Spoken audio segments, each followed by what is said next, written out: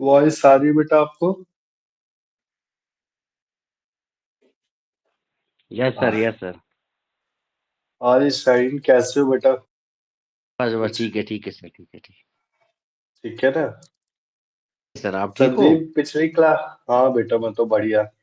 तो और तुम बढ़िया रहता हूँ, क्लास लेता हूँ ना।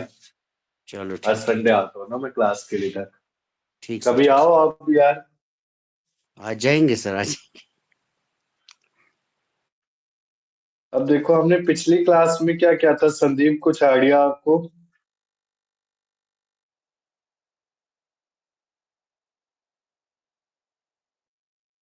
संदीप वॉइस आ रही है बेटा?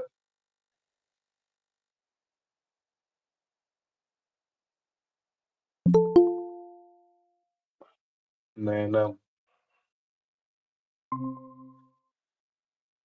बताओ बेटा संदीप, पिछली क्लास में क्या किया था हमने?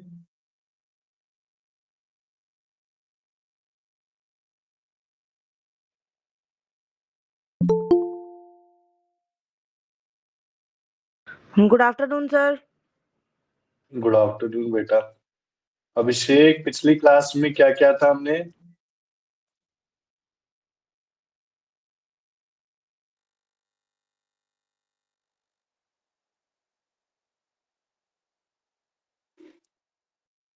बताओ बेटा अभिषेक, वॉइस आ रही है?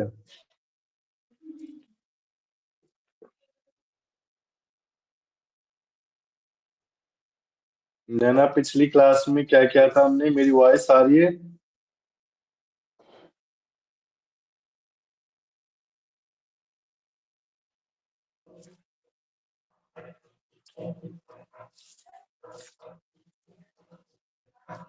मेरी वॉइस आ रही है बेटा अभिषेक, नैना आपको?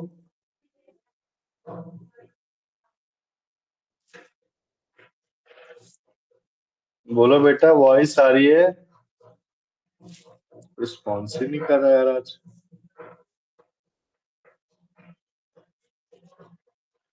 नैना अभिषेक मेरी वॉइस आ रही है? आ गई। Good morning sir. आ गई। बट तब से बोल रहा हूँ। सर टाउन में नहीं हूं ना, वॉइस इसलिए नहीं आ रही। सिग्नल प्रॉब्लम है। कहाँ हो, बाहर? हाँ बाहर हूँ सर, नासिक। अच्छा अच्छा, ऑफिस वर्क से। ये तो ऑफिशियल है सर, ऑफिशियल टूर पे हूँ सर। दिव्या वॉइस आ रही है बेटा?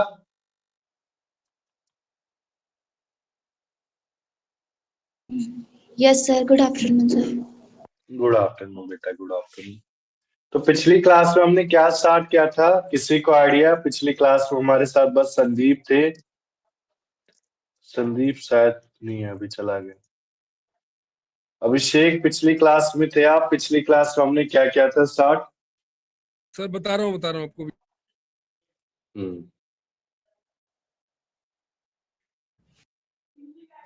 Sir transfer of property act 1882, हाँ जी बेटा। Tangible non tangible. हाँ जी, और?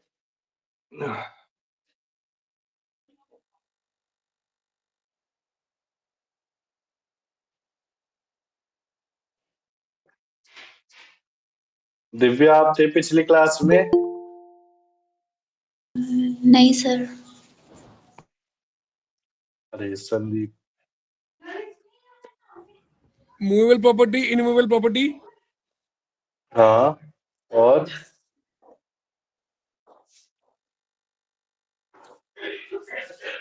और क्या किया था?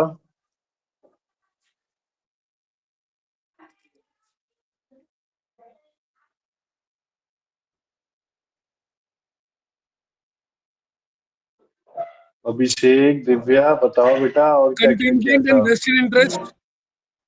हम्म। देखो मैं फिर से स्टार्ट कर रहा हूँ। 5 मिनट के क्विक रिवीजन में खत्म करते हैं, फिर नया टॉपिक स्टार्ट करते हैं। आज की जो क्लास आपके प्रॉपर्टी लॉ कहा जाता है, ट्रांसफर ऑफ प्रॉपर्टी एक्ट 1882। तो बेसिकली इस बुक में आपका जो एमसीक्यू क्वेश्चन आए थे पिछली बार, उसमें सेक्शन बहुत ज्यादा पूछे थे, ठीक है ना? तो नोट इस किया है बार सर। मैं क्या कर रहा हूँ, एक एक्सेल शीट बेटा, एक्सेल शीट में सारे सेक्शन के साथ कब वो एनेक्टेड हुआ, कब उसका अमेंडमेंट आया, जैसा आपके पिछली बार आर्बिट्रेशन कंसोलिडेशन का अमेंडमेंट एक्ट आ गया, ठीक है ना, कब पास किया गया। तो ये सारी नई चीजें मैं पास करता रहूंगा, ठीक है ना। कॉन्ट्रैक्ट में तो आपका कोई चेंज है नहीं, कॉन्ट्रैक्ट तो मैंने सारे सेक्शन के साथ प्रोवाइड कर रखा है पीडीएफ। जो आपका ट्रांसफर ऑफ प्रॉपर्टी है, ठीक है ना, जो ट्रांसफर ऑफ प्रॉपर्टी है बेसिकली इसको हम प्रॉपर्टी लॉ कहते हैं, ठीक है ना। तो बेसिकली इसमें आज की जो लेक्चर था, आज के लेक्चर में हमें क्या करना था बेटा, डिफरेंट टाइप ऑफ डॉक्ट्रिन पढ़ने थे and various type of mortgage पढ़ने थे, ठीक है ना। सो बेसिकली आज की क्लास में बेटा हम प्रॉपर्टी लॉ को खत्म कर देंगे, बट ईजमेंट एक्ट रह जाएगा। ईजमेंट एक्ट को हम नेक्स्ट क्लास में फिनिश कर देंगे, ठीक है ना। तो हम स्टार्ट करते हैं आज का लेक्चर अपना प्रॉपर्टी लॉ। प्रॉपर्टी लॉ को हम ट्रांसफर प्रॉपर्टी एक्ट 1882 से जानते हैं। ये एक्ट आपका किसके ऊपर एप्लीकेबल होता है, ओनली इन इमूवेबल प्रॉपर्टी, जिसे मूव नहीं किया जा सकता from one living being to another. अब लिविंग बीइंग में क्या आता है, company, association, body of individual, ठीक है ना।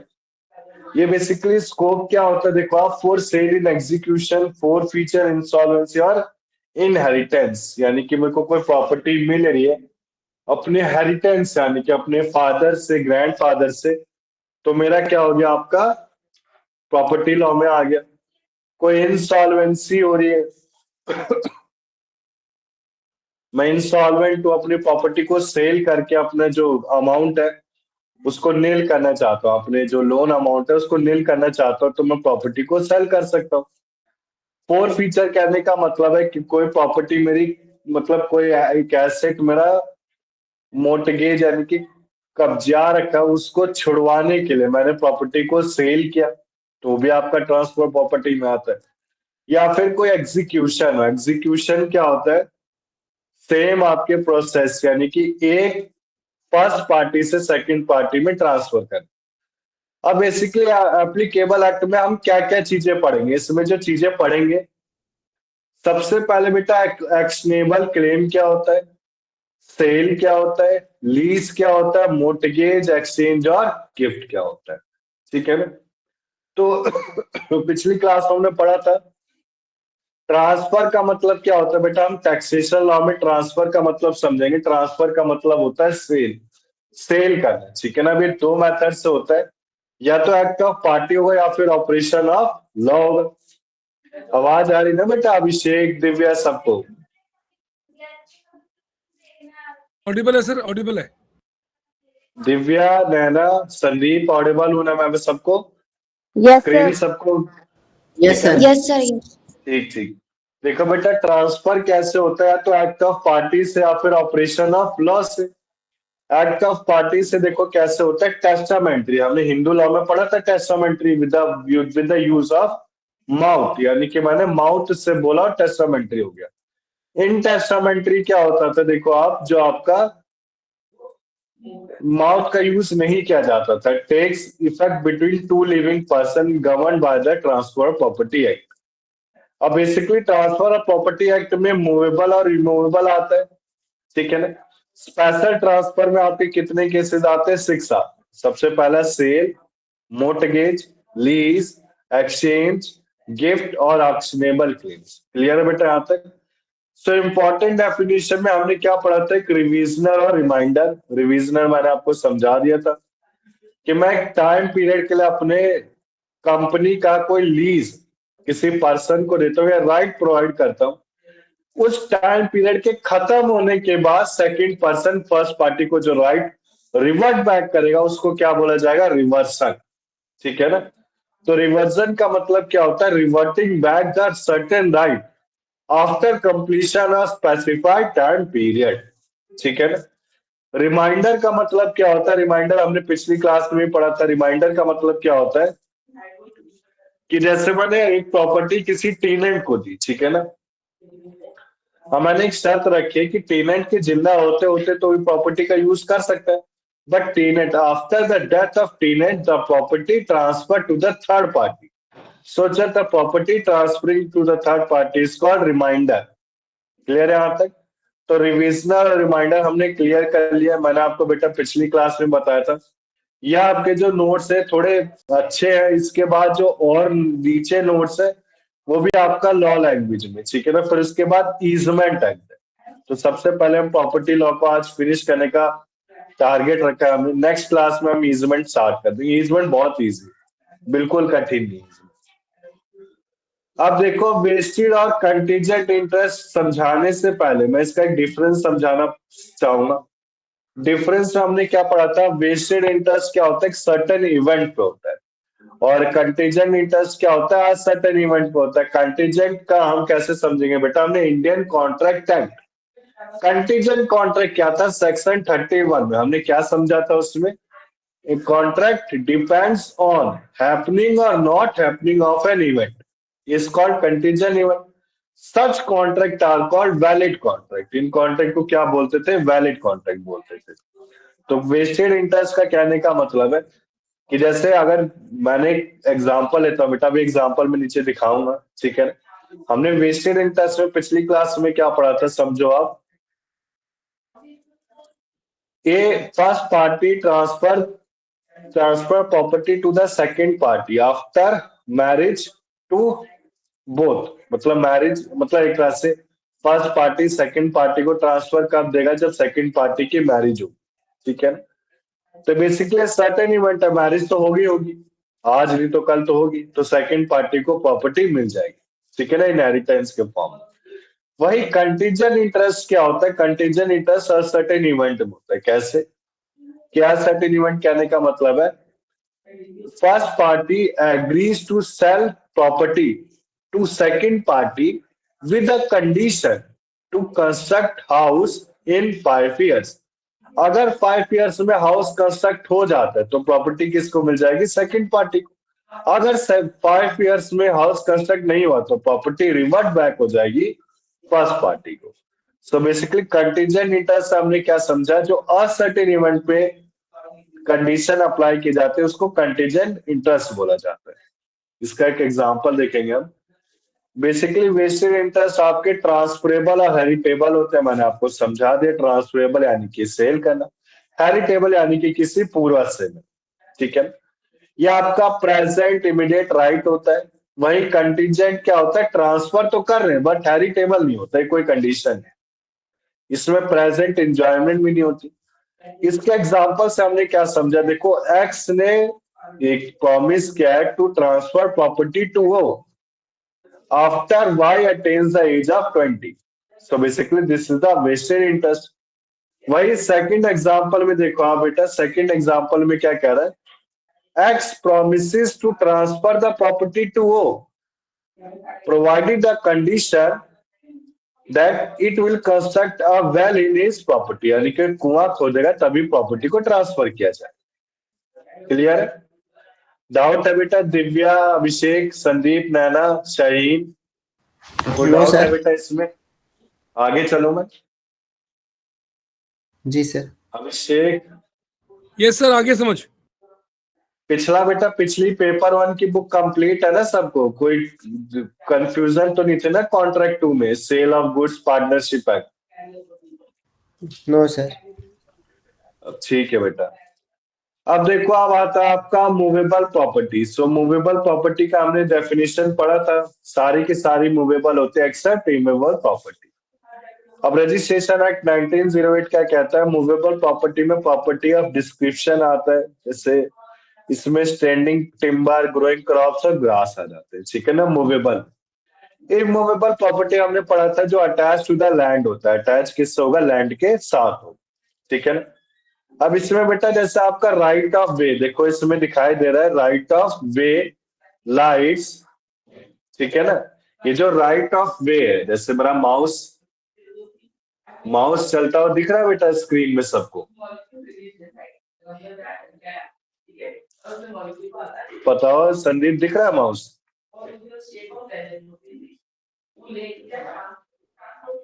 नहीं दिख बोलो रहा बेटा। सर, नहीं दिख रहा सर। अच्छा नहीं देख, कोई नहीं, वो ऐसे स्क्रीन से ही है, छोड़ो। So basically देखो इसमें right of way, light, ferries and fisheries. So basically they are the called the easement act.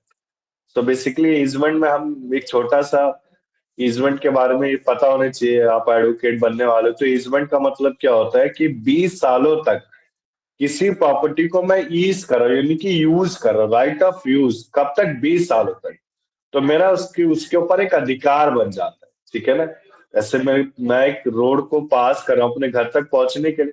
अब उस रोड को मैं 20 सालों तक क्रॉस कर रहा हूँ। अगर 20 सालों में कोई प्रॉपर्टी उस रोड के बीच में कंस्ट्रक्ट हो गई, तो मैं कोर्ट के पास जाकर एक ईजमेंट का कोर्ट केस फाइल कर सकता हूँ, ठीक है ना। तो अभी डिटेल में पढ़ेंगे। ईजमेंट एक्ट मुझे अच्छा लगता है। एलएलबी सेकंड ईयर में सीआरपीसी, सिविल प्रोसीजर कोड और ईजमेंट और एविडेंस एक्ट मुझे अच्छे लगते हैं कि नई चीजें बच्चा पढ़ता है इसको, ठीक है ना। सर तो हाँ बोलो अभिषेक। सर ईजमेंट क्या परपेचुअल लीज के इक्वल होता है? परपेचुअल लीज जैसे बेटा डीडीए है, डीडीए कहता है हाँ कि 99 साल तक आपको लीज पे हम मकान देंगे, हाँ, और ईजमेंट ये कह रहा है कि 20 साल तक आप यूज करते हो, आप उसको ओनरशिप बन जाते हो। क्या ये दोनों इक्वल होते हैं? मतलब जो डीडीए वो भी 20 साल तक यूज दे रहा है, क्यों कम दे रहा नहीं है? नहीं नहीं नहीं नहीं नहीं 99 ईयर्स। अच्छा 99 ईयर्स। हाँ दोनों सिमिलर है, दोनों सिमिलर है। ओके, बेसिकली दोनों आपका इमेबल प्रॉपर्टी से भी बिलोंग कर रहे हैं, ठीक है ना। दोनों सिमिलर है। अगर कोई इसमें दिक्कत होती है तो आप ईजमेंट के तहत जाके अपना कोर्ट केस फाइल कर सकते हैं। तो अगर ठीक है हमको बेटा आगे फ्री चले। होल्ड, सर अगर हमको फ्री हाँ हाँ होल्ड बोलो करना है बोलो। तो उसको हम ईजमेंट के थ्रू जा सकते हैं? हाँ जी जा सकते हो बेटा, ओके। ठीक है ना। ठीक है चलो अभिषेक, दिव्या, नैना। नैना आपको समझ में आ रहा है? हाँ जी सर। अब इसमें बेटा अटैच टू लैंड, ये मैंने कहा था इसको रीड कर लेना, क्योंकि पिछली क्लास में पढ़ा, आज मुझे एक नया टॉपिक स्टार्ट कराना था, ठीक है ना। तो मैं सीधा अब नए टॉपिक पे ही जाता हूँ। 1 मिनट हम ये पढ़ लेते हैं कि transfer, what is the meaning of transfer. Sandeep transfer का मतलब क्या होता है? अभी हमने समझा था ट्रांसफर का मतलब क्या होता है Abhishek. Sale of the property. Transfer का हाँ सेल ऑफ रिमूवेबल प्रॉपर्टी, मतलब ट्रांसफर को सेल ही कहते हैं बेटा और कुछ नहीं। सो बेसिकली देखो फॉर्मेलिटीज क्या क्या इन्वॉल्व है ट्रांसफर में। सबसे पहले जो ट्रांसफर आपका प्रॉपर्टी होगा तो ओरल होगा या फिर राइटिंग से होगा, या फिर एक delivery of position of bye registration होता है, ठीक है ना। सो बेसिकली इमूवेबल प्रॉपर्टी की ट्रांसफर के लिए 100 रुपए का एक स्टैम्प पेपर बनवाना पड़ता है, 100 रुपीज। हमने पिछली क्लास में पूछा था, तो शायद अभिषेक का था कि नैना का डाउट था, मुझे ध्यान नहीं आ रहा। तो नैना ने कहा था कि हाँ, नैना ने क्लियर किया था कि 100 से ज्यादा का होना चाहिए स्टैम्प पेपर। याद है बेटा ये चीज? हाँ जी सर, मैंने एक ही क्लियर डाउट, किया हाँ था, अभिषेक को डाउट था। हाँ हाँ अभिषेक कोई डाउट था, याद आ गया थैंक मुझे। You ma'am. तो so basically okay sir. Attestation का मतलब आप सबको बताए बेटा, अटैच करना प्रॉपर्टी को। हम क्या ये पेपर को कैसे अटैच करते हैं? By signing his signature, person signature और a valid stamp is called attestation, ठीक है ना। सो अटेस्टेशन कौन करता है? जिसके जिसके पास जाके हम स्टैम्प ड्यूटी स्टैम्प पेपर बनवा रहे हैं, ठीक है ना। ये बेटा ये जो अटेस्टेशन होते हैं एडवोकेट करते हैं। जो जैसे मैं किसी शॉप में जाता हूँ, जैसे मैंने एक नया बिजनेस अभिषेक स्टार्ट किया स्टैम्प ड्यूटी का, मैं क्या करता हूँ रेंट एग्रीमेंट बना रहा हूँ, power of attorney power attorney वैसे वो स्टैम्प पेपर वाले नहीं बनाते। नॉर्मल स्टैम्प पेपर्स जो बनते हैं वो सारे कौन बनाते हैं? जैसे कोई एफिडेविट बना दिया बेटे के लिए, रेंट एग्रीमेंट बना दिया, या आधार कार्ड में नेम चेंज कराना है एफिडेविट बना दिया, कुछ भी नोटरी चेंज कराना पब्लिक। है समथिंग। हाँ नोटरी कहते हैं, हाँ नोटरी मैं बोलने वाला था, संदीप ने बोल दिया। तो नोटरी जो नोटराइज कराते हैं, नोटराइज को ही अटेस्टेशन कहता है। अब अटेस्टेशन कौन करता है? वही पर्सन करेगा जो स्टैम्प ड्यूटी देता है, कि कोई नॉर्मल पर्सन भी कर सकता है संदीप? आप लेकिन नहीं सर सर, बताइए। जो स्टैम्प ड्यूटी नोटिफाइड देता है तो, वही करेगा। सर हाँ sir very good notified man, में हाँ तो, हाँ नोटिफाइड में तो अलग एडवोकेट होते हैं जिनको हाँ हाँ वही सर्टिफिकेट, बस क्लियर कर, जिनको वही क्लियर एक, करना चाहता हूँ। पहले संदीप बताएंगे बेटा अच्छा कौन करता है नोटराइज। बेटा ये जो सिग्नेचर स्टैम्प होता है नोटरी किसका होता है? नोटरी पब्लिक करते हैं है? सर। नोटरी पब्लिक करते हैं और सर। ये नोटरी पब्लिक में एडवोकेट आते हैं क्या बेटा? एडवोकेट ही होते हैं सर वो। हाँ जी वेरी गुड, ठीक है ना। सो जो अभिषेक नोटराइज करते हैं वो आपके एडवोकेट ही होते हैं। जैसे मैं एक जगह नोटराइज करने गया था, मुझे याद है, तब मैं मतलब तब मैं पहली बार ही गया था, ऐसे समझ लो आप। तो हमने एक पर्सन ने पूछा कि नोटराइज करने के भैया बहुत ज्यादा चार्ज कर रहे हैं, तो वो हमसे कहता है कि जो मैं नोटराइज कर रहा हूँ इसका पैसा मैं किसको दूंगा, सारा का सारा पैसा किसी थर्ड पार्टी को जा रहा है। तो उसने नाम नहीं बोला, वो थर्ड पार्टी कौन होते हैं, वो एडवोकेट होते हैं, ठीक है ना, जो अपना स्टैम्प ड्यूटी, ठीक है, स्टैम्प ड्यूटी के एक मोहर अभिषेक, और साथ में मोहर मोहर के पैसे जो देने होते हैं नोटरी वाले को किसी। 10 इयर्स का एक्सपीरियंस होने के बाद नोटरी पब्लिक आप बन सकते हैं एडवोकेसी में। हाँ, very good very good, thank you Sandeep, thank you. Welcome भाई। ठीक है अभिषेक, चले हम आगे। तो बेसिकली अटेस्टेशन कोई सा भी कराना बेटा, चाहे वो पावर ऑफ अटॉर्नी हो या फिर आपका रजिस्ट्री हो, रजिस्ट्री सब बनवाते हैं, हमने पिछली क्लास में डिस्कस किया था। तो ये कितने विटनेस चाहिए होते हैं, इसके लिए 2 विटनेस चाहिए होते हैं। बिना 2 विटनेस के आप अटेस्टेशन नहीं करा सकते, ठीक है ना। इसके बाद देखो क्या क्या एसेंशियल रिक्वायर होता है अटेस्टेशन के लिए। सबसे पहले 2 आ गए बेटा, शिवानी आई आज क्लास में, वो नहीं आया, निकिता नहीं आई, नहीं आज हमने ऑनलाइन। भाई देखो हमने पिछली क्लास में, शिवानी क्लियर है ना आपको, प्रॉपर्टी लॉ हमने पिछली क्लास में पढ़ा था। इसमें देखो आपका क्या क्या एसेंशियल रिक्वायर होता है अटेस्टेशन के लिए। आपका 2 या 2 से ज्यादा विटनेस होना चाहिए। एग्जीक्यूटेंट जो अपने लिए रजिस्ट्री बना रहा है या फिर पीओए बना रहा है, पावर अटॉर्नी, उसका साइन, उसका मार्क होना चाहिए टू द इंस्ट्रूमेंट। मार्क में जैसे उसके प्लेस कहाँ बन रहा है, प्लेस ऑफ लैंड क्या है, सिग्नेचर, नेम, सब कुछ आता है। इसके बाद देखो सारे के सारे विटनेस कितने होते हैं बेटा, आपके विटनेस 2 होते हैं। अब ये मेरे क्वेश्चन अराइज हो रहा है कि ये फैमिली मेंबर होते हैं कि आउटसाइडर होते हैं, संदीप आप बताएंगे। सर विटनेस तो आउटसाइडर होते हैं। हाँ very good. Sir family member भी हो सकते हैं सर, हो सकते हैं, नहीं। Very good. नहीं सर, नहीं सर, नहीं हो सकते सर। ब्लड रिलेशन में नहीं होने चाहिए यार। रजिस्ट्री के टाइम पे भाई वो अगर वाइफ के नाम पे हो रहा है तो हस्बैंड उसमें वो बनता है विटनेस। हाँ, हाँ तो एक होना चाहिए। देखो मैं क्लियर करता हूँ, कोर्ट क्या कहता है, एक आपका अटेस्टेशन में फैमिली मेंबर हो सकता है और एक आउटसाइडर होना चाहिए, यस सर। ठीक है ना। इसके बाद देखो रजिस्ट्रेशन में हम, हाँ बोलो अभिषेक।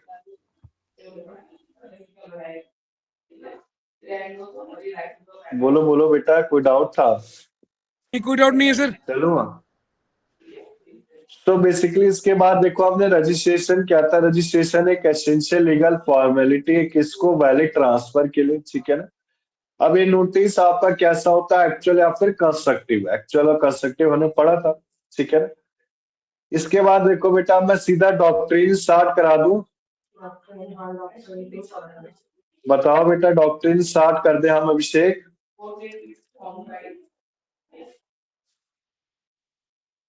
ठीक है बोलो सर, प्लीज बेटा करिए। अभिषेक है ना। देखो डॉक्ट्रिन के लिए मैंने एक नया पीडीएफ प्रोवाइड किया था, शायद पहुंचा हो आपके पास, पहुंचा था? सर पहुंच गया। आ गया सर। सो बेसिकली इसमें कितने डॉक्ट्रिन है, ये डॉक्ट्रिन बेटा सिलेबस में कुछ है भी नहीं, ठीक है ना।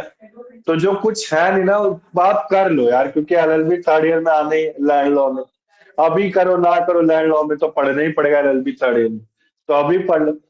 सो बेसिकली जो पिछली बार का एग्जाम का पेपर हुआ था उसमें मीनिंग पूछी गई थी, बस सिंपल और कुछ नहीं।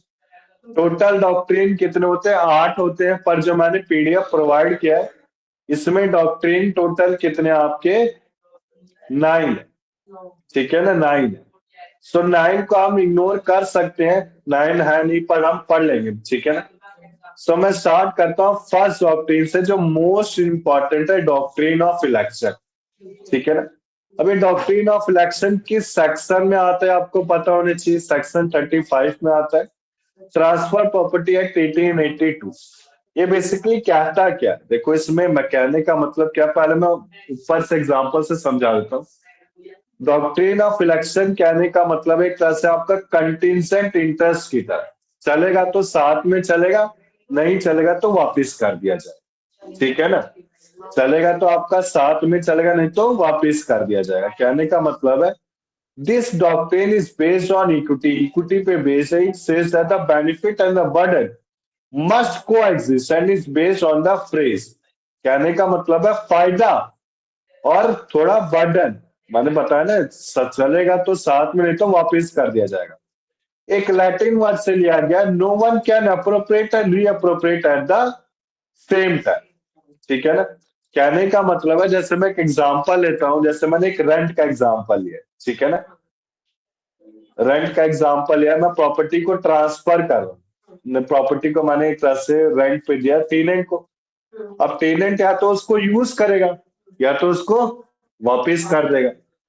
सेम हम इनहेरिटेंस का केस लेते हैं, हेरिटेंस का। मैं एज अ फादर हूं, मैंने अपने चाइल्ड को प्रॉपर्टी ट्रांसफर की, या तो प्रॉपर्टी का बेनिफिट लेगा या फिर प्रॉपर्टी को रिवर्ट बैक कर देगा। अगर डिस्पोज मैं कर दूं उस प्रॉपर्टी से, ठीक है ना? डिस्पोज बेदखल करना हमने पढ़ा था पिछली क्लासों में, फर्स्ट ईयर की। सो बेसिकली इलेक्शन का मतलब क्या है? चॉइस होता है between two inconsistent right, inconsistent जो एक तरफा नहीं चल सकते, या तो साथ में चलेगा या फिर साथ में नहीं चलेगा। हाँ बेटा निकिता, काफी लेट हो गए, कोई नहीं, अभी डॉक्टरी स्टार्ट किया, इसको पूरा बंद करता है, आवाज आएगी ना वहां से। लव सर, हाँ बोलो अभिषेक। मुझे एक बात बताना, डॉक्ट्रिन का एग्जैक्ट मतलब क्या होता है? डॉक्ट्रिन का मतलब क्या होता है? जैसे हमने कॉन्स्टिट्यूशनल लॉ पढ़ा था, ये कुछ प्रिंसिपल होते हैं जो गाइड करते हैं पूरे एक्ट को। आ गया ठीक है ना? आ गया ना, याद आ गया बेटा। अभी ये पढ़ोगे इंटरप्रिटेशन ऑफ स्टैट्यूट, जब चैप्टर आएगा। सो बेसिकली दो बेटा जो बुक है, मैं आपको खुद ही से करने के लिए दूंगा, मैं बहुत कम पढ़ाऊंगा, क्योंकि बेटा पूरा का पूरा थ्योरेटिकल है। वो भी लास्ट में करेंगे हम मार्च के महीने में। अभी जो स्कोरिंग है मैं नंबर दिला दूंगा सब में। एक तो आपका इंटरप्रिटेशन ऑफ स्टैट्यूट हो तो मैं क्लियर करूंगा पूरा, उसमें टेंशन मत लो। और दूसरा आता है आपका ज्यूरिप्रूडेंस। ज्यूरिप्रूडेंस आपको खुद करना पड़ेगा, हाँ वो खुद कर, मैं करूंगा, हेल्प नोट्स दूंगा, पर उसमें सब ऑथर ही पूछे गए थे पिछली बार। ठीक है ना? ऑथर किसने क्या डिस्क्राइब किया, कौन कब क्या लाया, तो ज्यादा उसमें ऑथर के बारे में ही है। ठीक है ना? सो बेसिकली डॉक्ट्रिन आपका फिर से रिपीट कहा किया जाएगा इंटरप्रिटेशन ऑफ स्टैट्यूट्स में। हमने क्या पढ़ा था? जो कॉन्स्टिट्यूशनल आपने पढ़ा था एलएलबी फर्स्ट में से, पार्ट 1 कहा जाता है। इंटरप्रिटेशन ऑफ स्टैट्यूट्स को कॉन्स्टिट्यूशनल पार्ट 2 कहा जाता है। ठीक है ना? और एलएलबी थर्ड ईयर में एडमिनिस्ट्रेटिव लॉ कहा जाता है उससे। ठीक है ना? तो तीनों एडमिनिस्ट्रेटिव लॉ, एडमिनिस्ट्रेटिव लॉ कहा जाता है। ठीक है ना? सो एलएलबी थर्ड ईयर को अभिषेक मैं क्या कह सकता हूँ, थोड़ा थ्योरेटिकल, काफी ज्यादा थ्योरेटिकल है। ठीक है ना? बच्चों को थोड़ा सा वो लर्न करना पड़ता है, तभी वो कर सकते हैं। सब बैक हमारे लेक्चर में वापस आते हैं। हमने डॉक्ट्रिन पढ़ने, बेटा डॉक्ट्रिन क्या होते हैं? जो किसी एक्ट को गाइड करते हैं। सो पहला डॉक्ट्रिन मैंने कराया जो मोस्ट इंपॉर्टेंट है, इलेक्शन। इलेक्शन में क्या होगा? चलेगा तो साथ में चलेगा, नहीं तो वापस कर दिया जाएगा। अब इसमें कुछ एक्सेप्शन भी अभी कराता हूँ मैं। ठीक है ना? पहले इस नोट से क्लियर कर देता हूँ डॉक्ट्रिन, फिर पिछले नोट्स में कुछ बातें वो डिस्कस करना चाहूंगा मैं। ठीक है ना? ये तो मैंने क्विक रिवीजन के लिए प्रोवाइड कर दिया, सबके पास आ गए थे ना? नैना, दिव्या, संदीप, नोट्स आ गए थे? Yes sir, yes sir. Yes sir. ठीक है ना? So love basically sir, doctrine of election, हाँ हाँ बेटा देखो, शाहीन आपके पास आ गए थे नोट्स?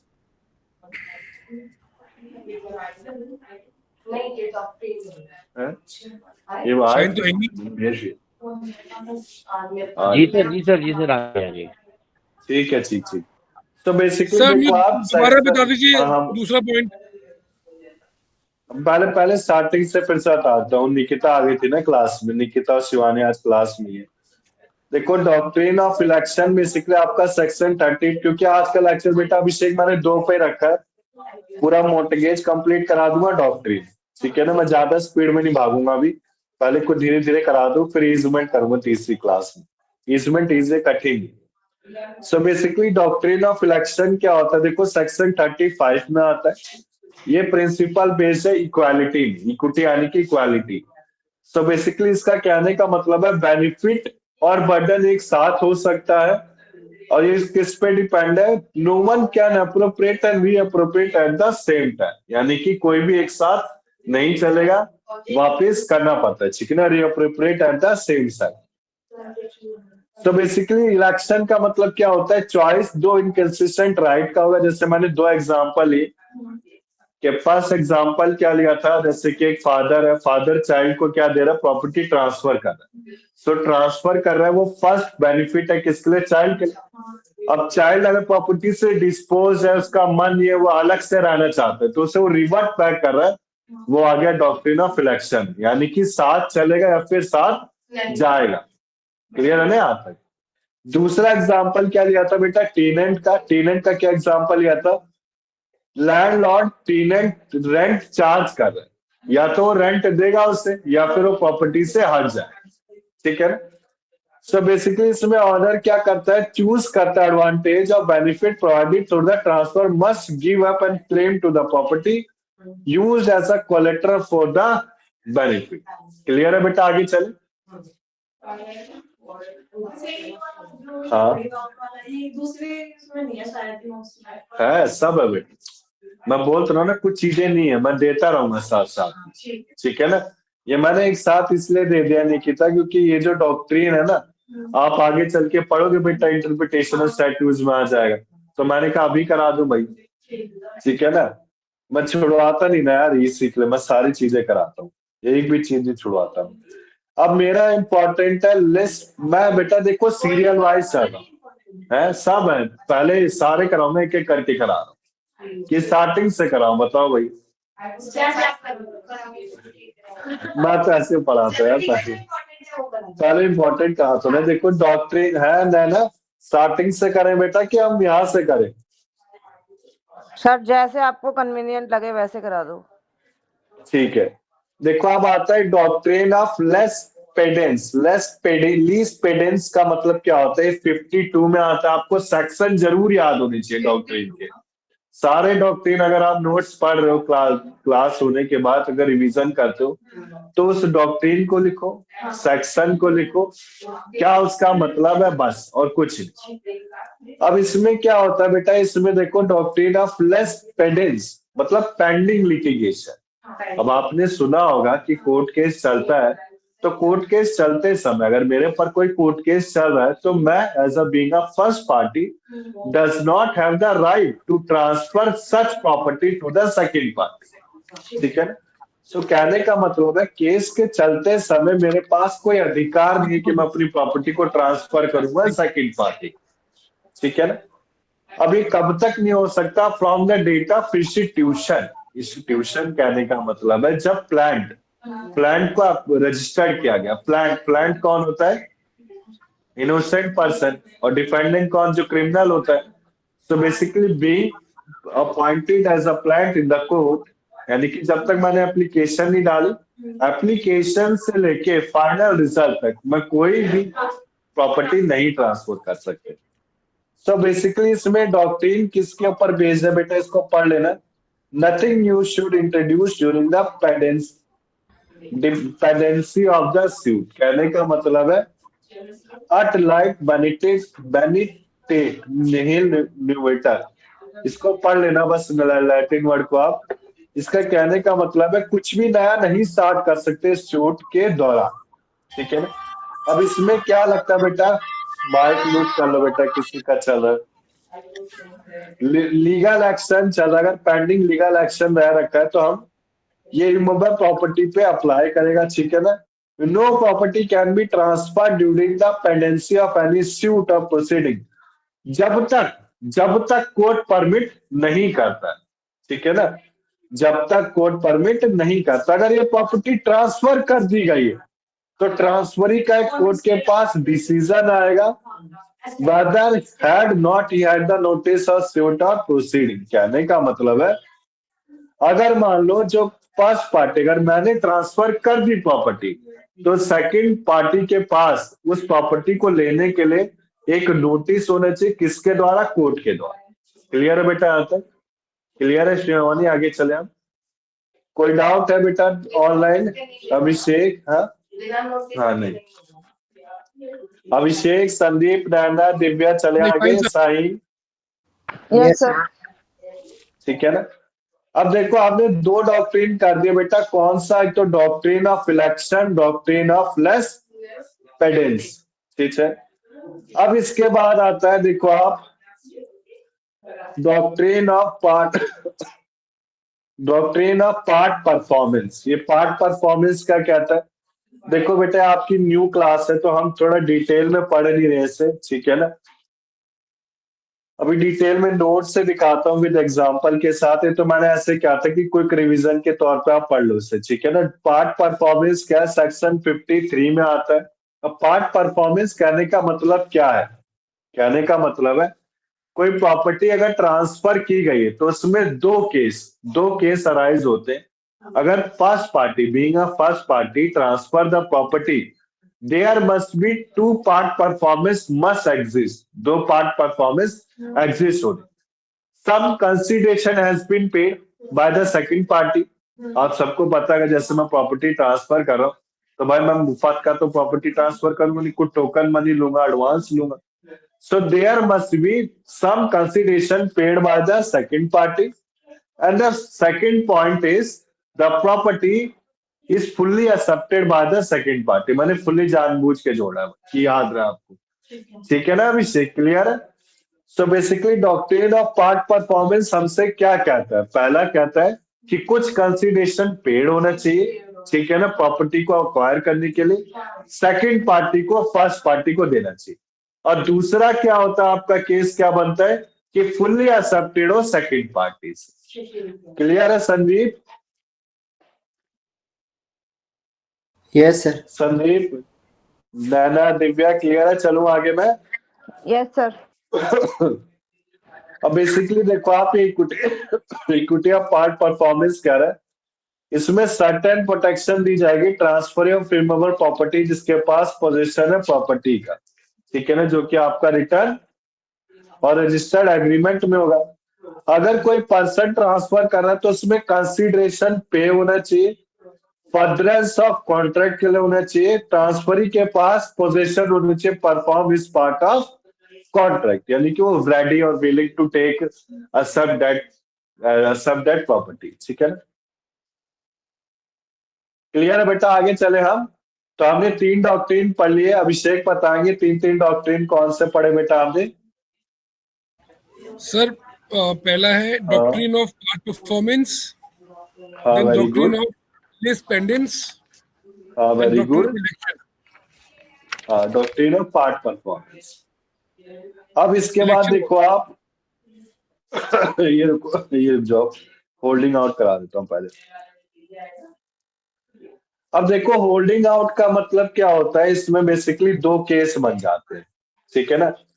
होल्डिंग आउट को मैं अपने प्रीवियस नोट से समझाऊंगा तो उससे काफी अच्छा आएगा समझ में। इसमें बेटा 2 चीजें आती है, एक तो ostensible owner. Who is the ostensible owner? आपको याद होगा झूठा मतलब who are the not real owner. वादा करते हैं हम कि ऑनर है, ठीक है ना। हाँ पढ़ रखा है बेटा, कोई नहीं, अच्छी बात है। देखो आप डॉक्ट्रिन ऑफ होल्डिंग आउट में क्या आते हैं, 2 केस बनते हैं अभिषेक, नैना, दिव्या हमारे। फर्स्ट केस बनता है transfer by ostensible owner. Ostensible owner OES, ये बेटा आएगा स्पेलिंग, ये देखो लिखी भी इधर। ऑस्टेनेबल ओनर कौन होते हैं? It also known as the doctrine of apparent और ऑस्टेनेबल ओनर। ये आपका सेक्शन 41 में आता है। इसमें 2 केस बनते हैं, एक तो ट्रांसफर बाय ऑस्टेनेबल ओनर, ठीक है ना, और सेकंड होता है ग्रांटिंग ऑफ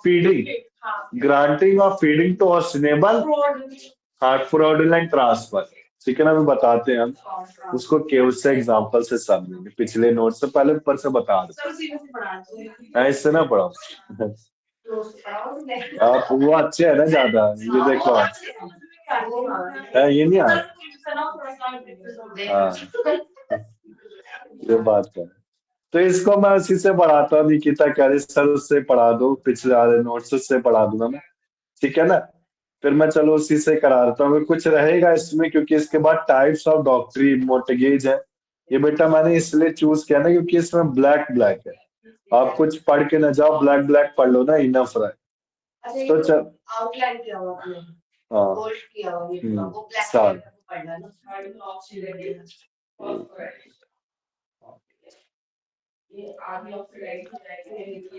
अब देखो उसी से पढ़ लेते हैं हम, ठीक है ना।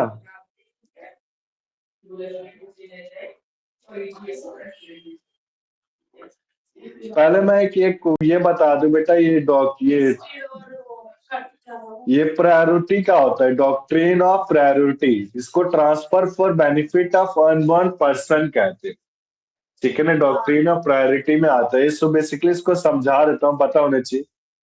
जैसे कि बेटा मेरा कोई बच्चा पैदा होने वाला है, अभी पैदा नहीं हुआ, ठीक है ना, तो मैंने अपनी प्रॉपर्टी किसको देनी है, 3 कंडीशन बनती है। सबसे पहली कंडीशन, प्रॉपर्टी किसको देनी है, लिविंग पर्सन को। लिविंग पर्सन किस नाम करनी पड़ेगी, यानी कि अपनी वाइफ के नाम करनी पड़ेगी।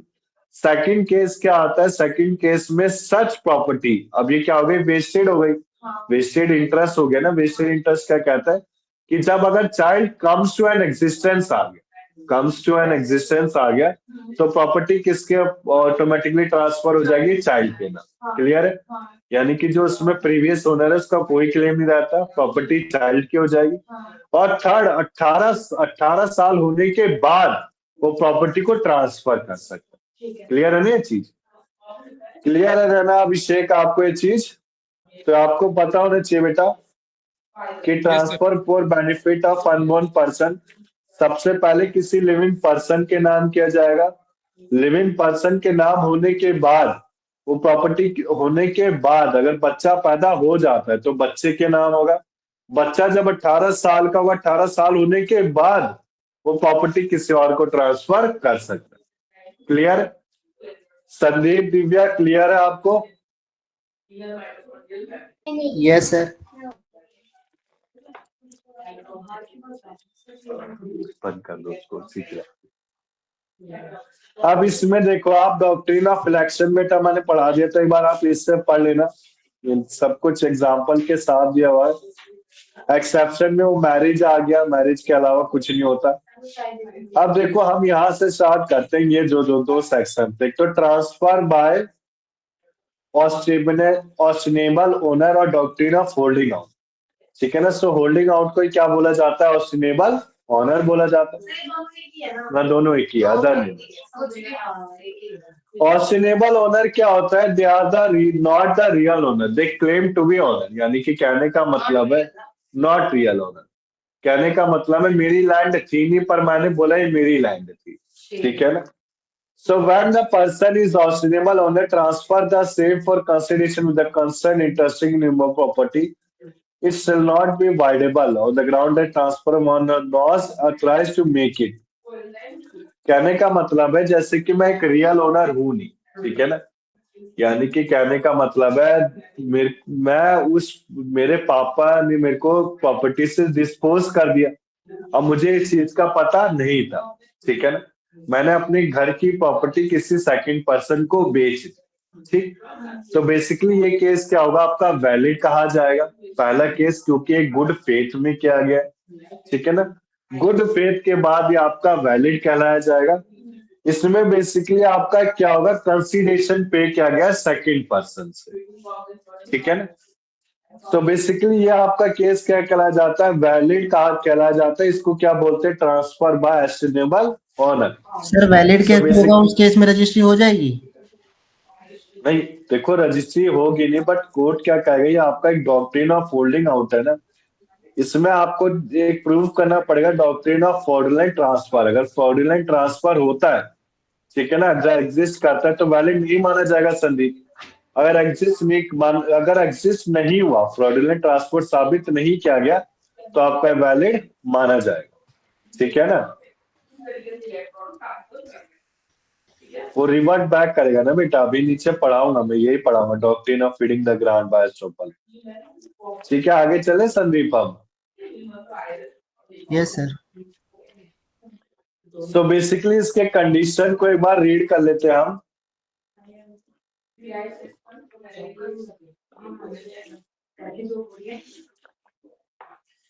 सबसे पहले जो ट्रांसफरर है वो आपका एक रियल ओनर नहीं होना चाहिए,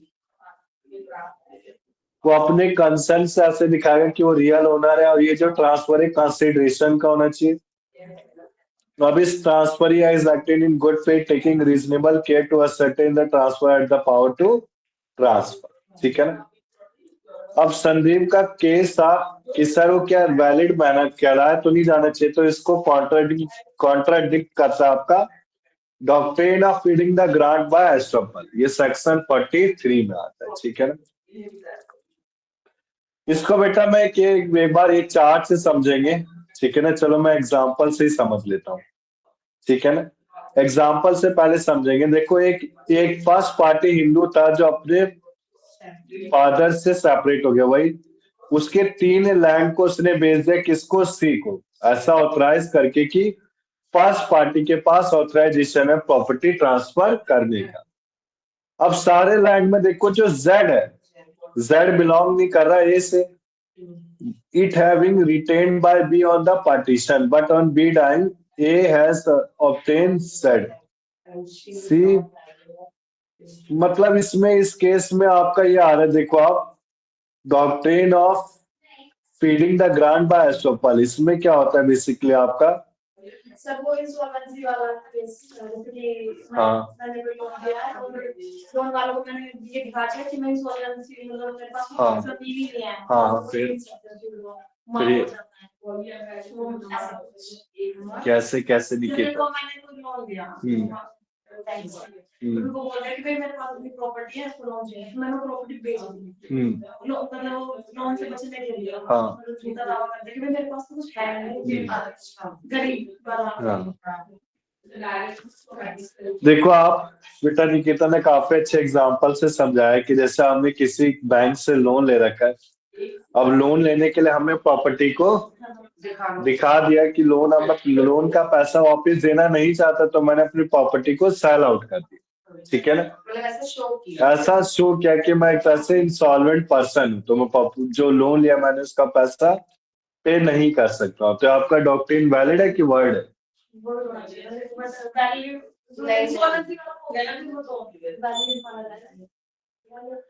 इसमें भी देखो आपका क्या कह रहा है, एसेंशियल कंडीशन फॉर एप्लीकेशन और doctrine of feeding the grant by estoppel, एक बेसिकली रिप्रेजेंटेशन होना चाहिए फ्रॉडुलेंट। ये बेटा हम फ्रॉडुलेंट ट्रांसफर में पढ़ेंगे संदीप, ये नीचे है, ठीक है ना, तो पहले से समझ लेते हैं।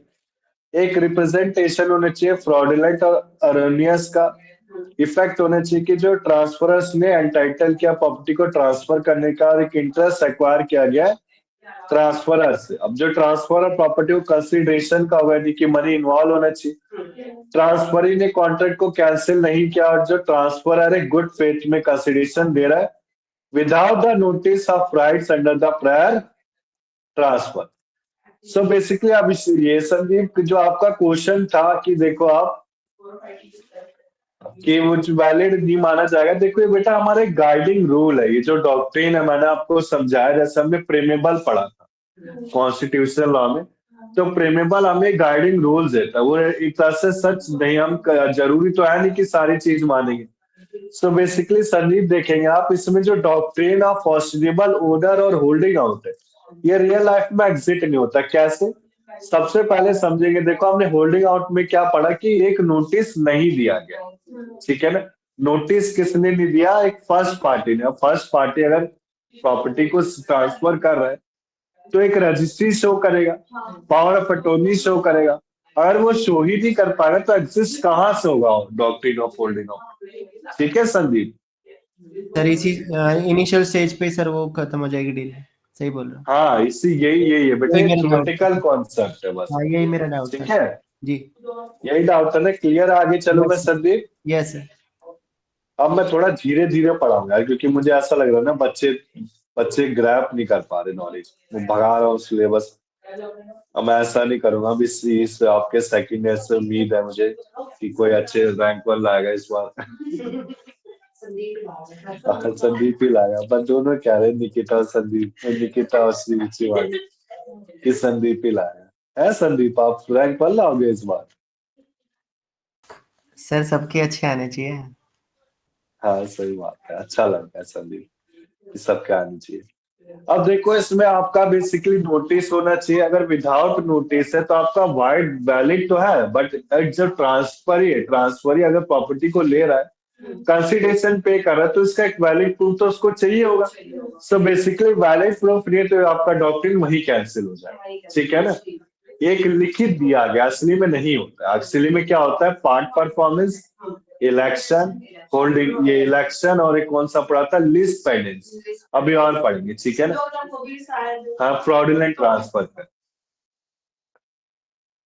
अब इसके बाद आता है बेटा डॉक्ट्रिन। दादा अभिषेक क्लियर है, आगे चलूं मैं। Yes sir yes. देखो डॉक्ट्रिन ऑफ फ्रॉडुलेंट ट्रांसफर, मैं ना नेक्स्ट क्लास में पूछूंगा डॉक्ट्रिन के बारे में, ये आते हैं एग्जाम में, ठीक है ना। डॉक्ट्रिन ऑफ फ्रॉडुलेंट ट्रांसफर बेटा, क्योंकि अब प्रॉपर्टी लॉ कराने के बाद जो हमारा 1 महीने का पूरा लेक्चर रहेगा वो किस पे रहेगा, टोटल 4 या 5 क्लासेस लूंगा मैं। सीआरपीसी और सिविल प्रोसीजर कोड, वो बहुत इंपॉर्टेंट है। बीइंग एन एडवोकेट आपको पता होना चाहिए कि हम अप्लाई कैसे करते हैं, क्या प्ली होता है, डबल जियोपार्डी क्या होता है, ठीक है ना, काफी सारे टर्म आएंगे। सो डॉक्ट्रिन ऑफ फ्रॉडुलेंट ट्रांसफर क्या होता है, देखो आप अब इस केस में देखो हम क्या करेंगे इसे।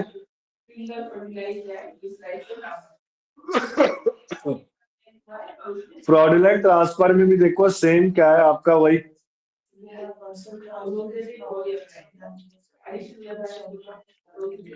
इसमें भी देखो फ्रॉडुलेंट ट्रांसफर में क्या है, जैसे फर्स्ट पार्टी को पता नहीं था प्रॉपर्टी ट्रांसफर कर रहा है, अब उसने प्रॉपर्टी को ट्रांसफर कर दिया बिना नोटिस दिए, ठीक है ना। सो बिना नोटिस दिए अगर प्रॉपर्टी को ट्रांसफर करता है और जो सेकंड पार्टी है गुड फेथ में आके कंसिडरेशन पे कर देते हैं, तो आपका डॉक्ट्रिन ऑफ फ्रॉडुलेंट ट्रांसफर आता है। अब इस केस में कोर्ट क्या, कोर्ट अगर विदाउट, देखो विद नोटिस है तो वैलिड मानेगा, ठीक है ना, अगर विदाउट नोटिस है तो इनवैलिड मानेगा, क्लियर है ना। सो बेसिकली इस केस में क्या होता है, अगर आपके पास नोटिस, अगर नोटिस है तो जो जिसने लिया है, इसमें डेटर क्रेडिटर से समझाया, तो क्रेडिटर किसके ऊपर कोर्ट केस कर सकता है, डेटर के ऊपर, ठीक है ना। अगर नोटिस नहीं है, नोटिस नहीं है और ले लिया, गलती से ले लिया, तो कोर्ट केस नहीं कर सकते, क्लियर है संदीप। इस वो एक तरह से फ्रॉडुलेंट ट्रांसफर एक रियल एग्जिस्टिंग डॉक्ट्रिन है, और एस्टेनेबल ओनर और आपका होल्डिंग आउट और granting of feeding of ostensible owner, ये एक तरह से डॉक्ट्रिन है, मतलब बोला गया, रियल नहीं एग्जिस्ट करता। मतलब कहने का मतलब है फर्स्ट एस्टेनेबल ओनर आएगा, उसके बाद आपका फ्रॉडुलेंट ट्रांसफर आएगा डॉक्ट्रिन, ठीक है ना, यानी कि पहले फर्स्ट डॉक्ट्रिन अप्लाई होगा फिर सेकंड डॉक्ट्रिन अप्लाई होगा। चलो बेटा आगे कोई डाउट है इसमें। पार्ट परफॉर्मेंस सबने पढ़ ही लिया, देखो आप पार्ट परफॉर्मेंस में आपका, जैसे अब मैं कोई प्रॉपर्टी को ले रहा हूँ तो उसमें अटेस्टेशन, रजिस्ट्रेशन, ये सब पार्ट होने चाहिए, कंसिडरेशन होना चाहिए, और जो सेकंड पार्टी उसने विलिंग रेडीनेस टू दिखा रखा है एक्सेप्ट करने के लिए। So there must be any part done for acquiring such property. अब पार्ट परफॉर्मेंस में आपको पढ़ लेना है बेटा कि कौन सी प्रॉपर्टी को ट्रांसफर नहीं किया जा सकता। सबसे पहले देखो आप, जैसे कि कुछ बेटा इसमें ईजमेंट के टर्म आएंगे, ईजमेंट के टर्म को भी छोड़ते हुए चलेंगे हम, ठीक है ना। सबसे पहले देखो आपको इस्टेट है, ठीक है, ये मैंने आपको बताया था, जब किंग्स की प्रॉपर्टी है उसको ट्रांसफर नहीं किया जा सकता है। जैसे उदयपुर का राजा हो गया, कोई ऐसे कोई राजस्थान घूमने गया हो, कभी लाइफ में जाना, उदयपुर में काफी बार गया, तो उधर राजा की प्रॉपर्टी है, जितने भी टूरिस्ट वो एरिया है ना, झील है, 7 झीलें, 7 झील्स कहा जाता है, उसमें एक लेक टाइगर झील है जो सबसे बड़ी। तो उधर क्या होता है, जितनी भी झील का टूरिस्ट का अमाउंट आता है किसके पास आता है, किंग्स के पास आता है परसेंटेज के फॉर्म, यानी कि 60% कौन रखेगा, किंग रखेगा, और 40% कौन रखेगा, गवर्नमेंट रखेगा, ठीक है ना। सो बेसिकली कहने का मतलब है किंग्स की प्रॉपर्टी को ट्रांसफर नहीं किया जाता है, सबसे पहली बात। दूसरी बात क्या होती है बेसिकली आपका, कि अगर कोई मैं री एंट्री कर रहा हूँ ब्रीच ऑफ कंडीशन, अगर कोई मेरी कंडीशन ब्रीच हो गई और फिर दोबारा से उसमें एंट्री ले रहा हूँ, तो उसमें ट्रांसफर नहीं किया जा सकता है। ईजमेंट को ट्रांसफर नहीं किया जा सकता है। ईजमेंट मैंने आपको बताया, राइट ऑफ वे यूज, एक मूल अधिकार, जैसे मैं सनलाइट ले रहा हूँ, रोड क्रॉस कर रहा हूँ, पानी पी रहा हूँ नल से, ट्यूबवेल से, कहीं से भी, अगर 20 सालों तक मैं यूज कर रहा हूँ उसका, तो मेरा एक ईजमेंट अप्लाई हो जाता है। अगर उसमें कोई दखल अंदाजी करता है, यानी कि रोड में कोई घर बना देता है, मुझे मना करता है, रीसेंड करता है करने से, तो मैं ईजमेंट का केस उसके ऊपर लगा सकता हूँ। ये हम उसमें पढ़ेंगे ना एंजॉयमेंट। हाँ, इंडियन ईजमेंट एक्ट 1882, ठीक है ना। चलो बेटा आगे, कोई डाउट है इसमें? Sandeep, Abhishek, Naina, yes sir. Yes sir. Shaheen, Divya,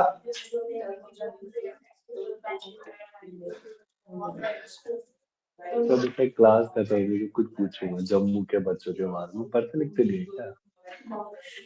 अब देखो आप, ईजमेंट को ट्रांसफर नहीं किया जा सकता है। इसके बाद देखो, अगर कोई इंजॉयमेंट में रिस्ट्रिक्शन है तो भी ट्रांसफर नहीं किया जा सकता। कोई मेंटेनेंस हो रही है फ्यूचर के लिए, कोई राइट टू सीओस को ट्रांसफर नहीं कर सकते। पब्लिक ऑफिस आपको पता है, क्या पब्लिक ऑफिस को ट्रांसफर कर सकते? नहीं। कोई मिलिट्री, नेवल, एयरफोर्स की प्रॉपर्टी को ट्रांसफर नहीं कर सकते, स्टाइफंड जो मिलता है। अब आता है रूल अगेंस्ट परपेचुइटी। ये क्या होता है? Indefinite period. इंडेफिनेट पीरियड का मतलब क्या होता है? इसी में आपका एक आ जाता है रूल अगेंस्ट एलिनेशन। एलिनेशन अभी ऊपर था, मैं इसको समझाता हूँ, अगर कुछ रह जाए तो बता देना। ये परपेचुइटी का मतलब क्या होता है? अभिषेक आप बताएंगे परपेचुइटी का मतलब बेटा?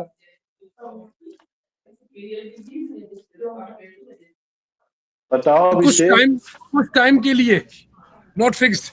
नहीं बेटा, इंडेफिनेट, लंबे समय के लिए, ठीक है ना। परपेचुअली के इंडेफिनेट पीरियड के लिए, कहने का मतलब है जैसे परपेचुअल लीज जो होता है, हाँ हाँ, आई थिंक वो उसी से रिलेट कर रहे हो। आपके 99 साल के लिए तो लंबे लंबे टाइम के लीज चल रहा है। हाँ वही है सेम। सो बेसिकली देखो, परपेचुइटी जो आप कह रहे हो अभिषेक, वो तो डीडीए में आ गया, पर मैं उसको परपेचुइटी नहीं कह सकता। कैसे नहीं कह सकता? मैं एग्जांपल से समझाता हूँ। जैसे मेरा लैंड है, ठीक है ना अभिषेक, अब मेरा लैंड है, मैंने अपने बेटे को दिया, पोते को दिया, बेटा मेरे पोते को देगा, पोता मेरे पर पोते को देगा, पर पोता मेरे आगे वाले आगे चलता रहेगा। तो कोर्ट है, पीढ़ी दर चलता रहेगा। सो बेसिकली जो प्रॉपर्टी को ट्रांसफर किया जा रहा है पीढ़ी दर, वो किसके द्वारा किया जा रहा है? Rule against perpetuity. इसको राइट ऑफ प्रायोरिटी कहा जाता है, डॉक्ट्रिन ऑफ प्रायोरिटी कहा जाता है। क्लियर है अभिषेक, संदीप, नैना, दिव्या? कोई डाउट है इसमें?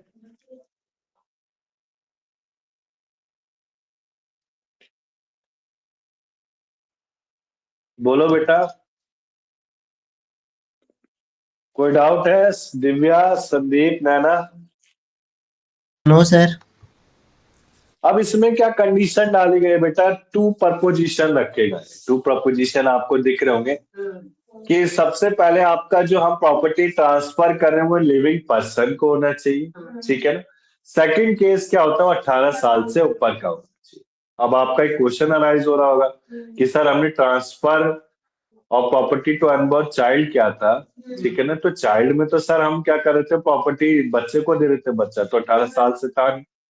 बट हमने पहले क्या पढ़ा था? फर्स्ट कंडीशन क्या थी? प्रॉपर्टी किसी लिविंग पर्सन को दी थी जो 18 साल से ऊपर का था। क्लियर है ना यहाँ तक? तो रूल अगेंस्ट परपेचुइटी हमने क्लियर कर लिया, अच्छे से समझ लिया क्या है परपेचुइटी का मतलब। जो प्रॉपर्टी ट्रांसफर की जा, हाँ बोलो बेटा Abhishek. Can we add the guardian also in this? हाँ अगर यस, वो बच्चा माइनर है, हाँ कर सकते हैं अभिषेक, कर सकते हैं। गार्जियन को देके उसके बाद, अच्छा ओके, ठीक है ना। गार्जियन ही तो है, मम्मी गार्जियन ही तो है बेटा आपकी। अगर मम्मी ने तो मम्मी दादा के नाम कर दी, दादी के नाम कर दी, दादा दादी नहीं है तो चाचा के नाम। चाचा के नाम तो कोई करता नहीं, कौन चाचा देता प्रॉपर्टी, ठीक है ना। तो रूल सही कह रहे हो अगेंस्ट सर। परपेचुइटी, कोर्ट ने क्या ऑर्डर दिया कि इनएलिनेबल मतलब कि जो जिसे अलग नहीं किया जा सकता है ओनर के साथ, ओनर के मतलब ओनर के बिहाफ अगेंस्ट में अलग नहीं किया जा सकता है। कब तक? इंडेफिनेट पीरियड तक, ठीक है ना। तो कोर्ट का क्या ऑर्डर आया था कि जब तक प्रॉपर्टी से डिस्पोज नहीं किया जाता किसी चाइल्ड को, किसी डॉटर को, तो प्रॉपर्टी पीढ़ी दर पीढ़ी ट्रांसफर कर दी जाए, ठीक है ना। ये जैसे हमारा किंग्स राजा का बेटा राजा बनता है, वैसे ही, ठीक है ना। इसके बाद देखो बेटा, इसको एक बार पढ़ लेना आप, मैं एक्यूमुलेशन ऑफ इनकम ही करा रहा हूँ सीधा। सो एक्यूमुलेशन ऑफ इनकम, ये भी बहुत इजी सा कॉन्सेप्ट है, इसमें कुछ ज्यादा खास है नहीं। इसमें क्या होता है, एक बेनिफिट है। अब जैसे मुझे प्रॉपर्टी परपेचुटी के बिहाफ पे मिली, अब जो प्रॉपर्टी मुझे परपेचुटी के बिहाफ पे मिली है, वो प्रॉपर्टी मेरी क्या होनी चाहिए, इंडेफिनिट पीरियड तक मैं उसकी इनकम, उससे इनकम अराइज कर सकता हूँ, ठीक है ना। सो उसे doctrine of accumulation of income कहा जाता है, यानी कि इस प्रॉपर्टी में मैं रेंट चढ़ा दूं, रेंट चढ़ाने के अलावा उस प्रॉपर्टी को ट्रांसफर कर दूं किसी और पर्सन को, ठीक है ना। तो इस केस में क्या है, same the allow accumulation of income for a certain period only, the period shall be, sir ये कब तक किया जा सकता। हाँ बेटा बताओ। आपका एक अभी केस था और जो आपने बताया था उदयपुर के लिए, हाँ जी बेटा। क्या वो केस यहाँ पे सूटेबल होगा परपेचुटी पे, किंग्स हाँ प्रॉपर्टी के हाँ लिए? हाँ जी, हाँ जी, ठीक है ठीक है सर। एप्लीकेबल बेटा। अब बेसिकली जो एक्यूमुलेशन ऑफ इनकम है, इसमें आपको ये दो चीजें पढ़ लेनी है। कौन सी दो चीजें? एक तो ये कब तक होना चाहिए, 18 साल, जब मैंने ट्रांसफर किया उसके बाद 18 साल तक। और का मतलब होता है, जब टैक्सेशन लॉ में पढ़ाऊंगा तो टैक्सेशन लॉ में क्या होता है, और का मतलब होता है कोई भी एक, और एंड का मतलब होता है दोनों, दोनों होने चाहिए, ठीक है ना। लॉ में ये कहा जाता है।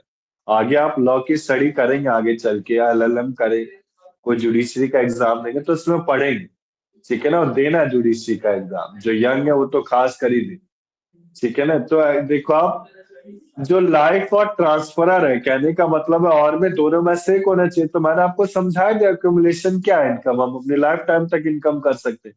या फिर मैंने प्रॉपर्टी को बेचा उसके बाद 18 साल तक, अब ये 18 साल एप्लीकेबल नहीं होता है, फर्स्ट ही होता है, ठीक है ना। अब बेसिकली इसमें क्या क्या ये वाइड कब माना जाएगा, अगर कोई मैं डेप्थ, मैंने कोई कर्जा लिया, मैं प्रॉपर्टी को बेच के इनकम कमा रहा हूँ तो वाइड माना जाएगा। या फिर किसी बच्चे का पोर्शन ले लिया मैंने चिल्ड्रन का, उसको बेच दिया, पूरा हिस्सा उसको मिलना था, उसका हिस्सा ले लिया। या फिर कोई प्रिजर्वेशन मेंटेनेंस कर रहा हूँ, प्रॉपर्टी को ट्रांसफर, यानी कि उससे कोई इनकम नहीं अराइज कर रहा, बस ऐसे की ऐसी रखी हुई है, तो उसमें doctrine of accumulation of income apply नहीं होगा। क्लियर है बेटा यहाँ तक? अच्छा दिव्या, वॉइस आ रही है आपको? अब क्वेश्चन पूछते हैं। दिव्या, दिव्या वॉइस आ रही है? नैना आपको वॉइस आ रही है? यस सर, आ रही है। So Nana, tell me what is the doctrine of lease pedens का मतलब क्या होता है नैना, आप बताएंगे हमें, हमने अभी पढ़ा था इसे।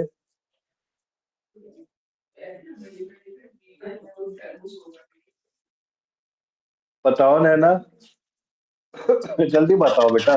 सर ये अभी आपने बताया था ना, जो हम आगे जुडिशरी के लिए वो करते हैं उसी को बोलते हैं ना, गलत तो नहीं? जैसे अभिषेक आप बताएंगे, अभिषेक संदीप, अभी क्या था बेटा हमने, लीज पेडेंस, अभी क्या था बताओ अभिषेक संदीप।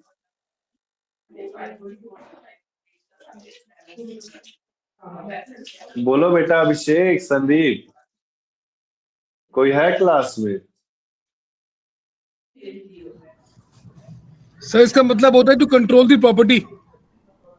अरे यार बेटा अभी तो करा है, अभी क्या अभी भूल गए। मैं तभी तो बोलता हूँ कि देख समझो अभिषेक, मैं समझा रहा हूँ। देख LLB सेकंड और थर्ड ईयर में जो ज्यादा इस बार जो अभी थर्ड ईयर के बच्चे ना, उनकी CRPC में आई है, सिविल प्रोसीजर कोड में। कह रहा सर कुछ पढ़ी के नहीं गए थे और क्वेश्चन अजीब से पूछ ले तो बैक आ गई। तो मैं चाहता हूँ अभिषेक में किसी की बैक ना, आप क्या करो, जैसे मैं जो कराता है जो मेन पॉइंट है उसको तो लिख सकते हैं बेटा, एक घंटा निकाल के। यार मैं भी कहीं जाता हूँ ना पढ़ाने के लिए, अगर टाइम मुझे मिलता है तो मैं खुद अपना कुछ पढ़ता रहता, ठीक है। सो बेसिकली लीज पेडेंस का मतलब है पेंडिंग सुइट, यानी कि कोई भी कोर्ट केस चल रहा है तो उस दौरान मैं अपनी प्रॉपर्टी को सेल नहीं कर सकता जब तक कोर्ट परमिट नहीं कर रहा है, ठीक है ना, इसको कहते हैं, ठीक है। अब बेसिकली इसमें सूट इन फॉरेन के court can not operate as lis pendens, ये थर्ड पार्टी के फेवर में नहीं होगा। या फिर doctrine of lis pendens does not apply to movable property. Clear है नैना, कोई डाउट है बेटा इसमें? डॉक्ट्रिन ऑफ लेस पेडेंस में नैना क्लियर है? सर मुझे ना वॉइस क्लियर नहीं आ रही, मैं नहीं सुन पाई हूँ, एक बार फिर से बताना। फिर से बता देता हूँ। देखो लीज पेडेंस का मतलब क्या होता है? Pending suit. कोई पेंडिंग सूट चल रहा है तो मैं अपनी प्रॉपर्टी को ट्रांसफर नहीं कर सकता, ठीक है ना, जब तक कोर्ट परमिट नहीं कर रहा है। क्लियर है ना? अब चले आगे आप। जी सर। अब इसके बाद देखो बेटा आपका आता है सेल, ठीक है ना। अब देखो मैंने सारे डॉक्ट्रिन करा दिए, अब कुछ इक्का दुक्का डॉक्ट्रिन रह गया, वो पिछले वो जो पीडीएफ कल भेजा था उससे करा देता हूँ, ठीक है ना, जो इक्का दुक्का रह गए।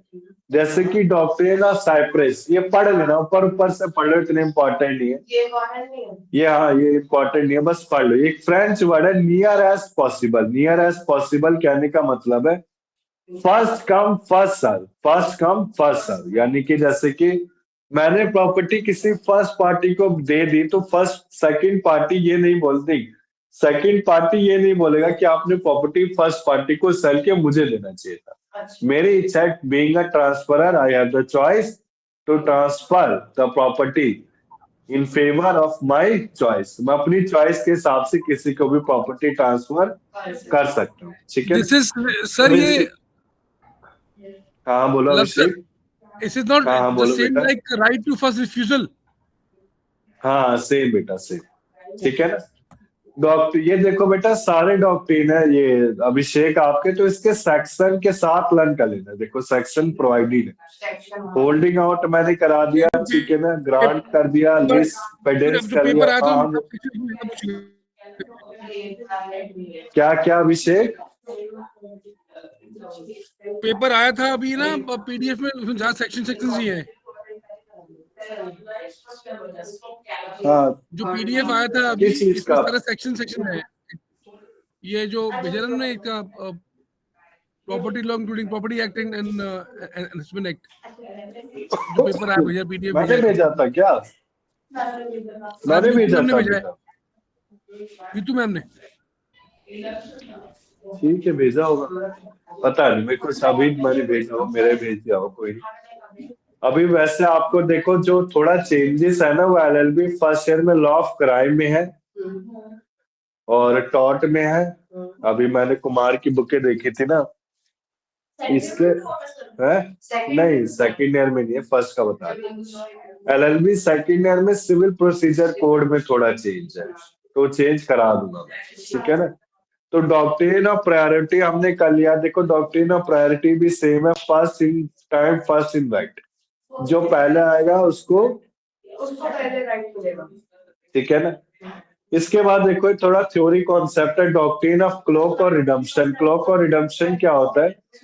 देखो आप जब तक आप मोर्टगेज से सिंपल लोन का है, लोन जैसे लोन कहने का मतलब है कि अगर मैंने बैंक से लोन लिया है तो मैंने किसी प्रॉपर्टी को मोर्टगेज दिया होगा, और वो मोर्टगेज प्रॉपर्टी कब छूट सकती है? जब तक मैं उसका लोन रीपेड नहीं कर, ठीक है ना। सो लोन जब रीपेड कर दिया जाता है तो मैं प्रॉपर्टी को वापस ले सकता हूँ। किस डॉक्ट्रिन के तहत? Doctrine of clause on redemption, ठीक है ना। इसके बाद लास्ट आता है बेटा डॉक्ट्रिन ऑफ सब्रोगेशन। मैंने सारे के सारे सब प्रॉपर्टी सब सेक्शन पे ना। सो बेसिकली देखो आपका सब्रोगेशन का मतलब क्या होता है? सब्रोगेशन का मतलब होता है कि एक लीगल प्रिंसिपल है, अरे मतलब एक तरह से बेनिफिट प्रोवाइड करता है, प्रॉफिट या बेनिफिट प्रोवाइड करता है। जैसे मैंने कोई इंश्योरेंस लिया है तो इंश्योरेंस का बेनिफिट मुझे मिलेगा। हाँ surety, right, duties, remedies. So basically right, duties, remedies, insurance के बेनिफिट कुछ भी प्रोवाइड किया जा रहा है वो सारे किस में आएंगे? Doctrine of subrogation. क्लियर है बेटा अभिषेक? चलो आगे मैं। चलो प्लीज चलिए। अभिषेक नैना मैंने डॉक्ट्रिन अच्छे से कराया इस क्लास में, कोई डाउट नहीं आना चाहिए। पार्ट परफॉर्मेंस करना, नेक्स्ट क्लास में पूछूंगा क्वेश्चन, तीन में पूछूंगा बस। पार्ट परफॉर्मेंस, इलेक्शन और आपका लेस पेडेंस, ये इंपॉर्टेंट है, इलेक्शन और। क्लियर है बेटा? चले आगे हम बताओ नैना। चलो सर चलो। अब देखो आपका आता है सेल। अब ये थोड़ा जल्दी जल्दी भागेंगे, फिर मोर्टगेज करके खत्म करते हैं आज, फिर ईजमेंट नेक्स्ट क्लास में फिनिश करा, ठीक है ना? तो हाँ सेकंड, मेरे को अभी आखिरी के 10 मिनट में कुछ बात भी करनी है, क्योंकि नेक्स्ट क्लास में शायद मैं 1 बजे से आपकी क्लास कराऊं।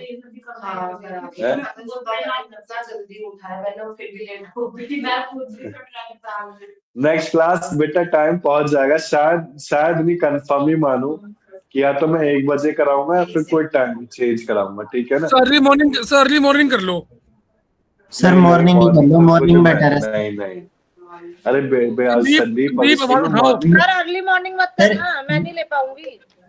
अगले अरे नहीं मैडम, बेटा, घर से इस ले लेना। बहुत महीने। जल्दी नहीं सर, 12 बजे तक निपटा दो। अरे बेटा सुन तो संदीप अभिषेक, इस महीने तो यही टाइम रहेगा, इस महीने में कोई चेंज नहीं करूंगा। सर 7 से 9 कर दो सर। नहीं सुबह पॉस यार, सुबह कौन आता है बेटा? सुबह सेंटर नहीं खुलता है, ऐसी बात कर रहा है इसे। और मैं घर से कब तक ले लूंगा, बच्चे भी आ रहे इधर पढ़ने के लिए यार, अरे सर मैं ठीक है ना? समझा करो अभिषेक आप। 1 बजे का हैं? 1 बजे का फेवरेट ट्रेक है। नहीं, कल समझ नेक्स्ट क्लास गया। मैंने 1 बजे तक रखी है, उसके बाद 12 ही रहेगी बेटा टाइम।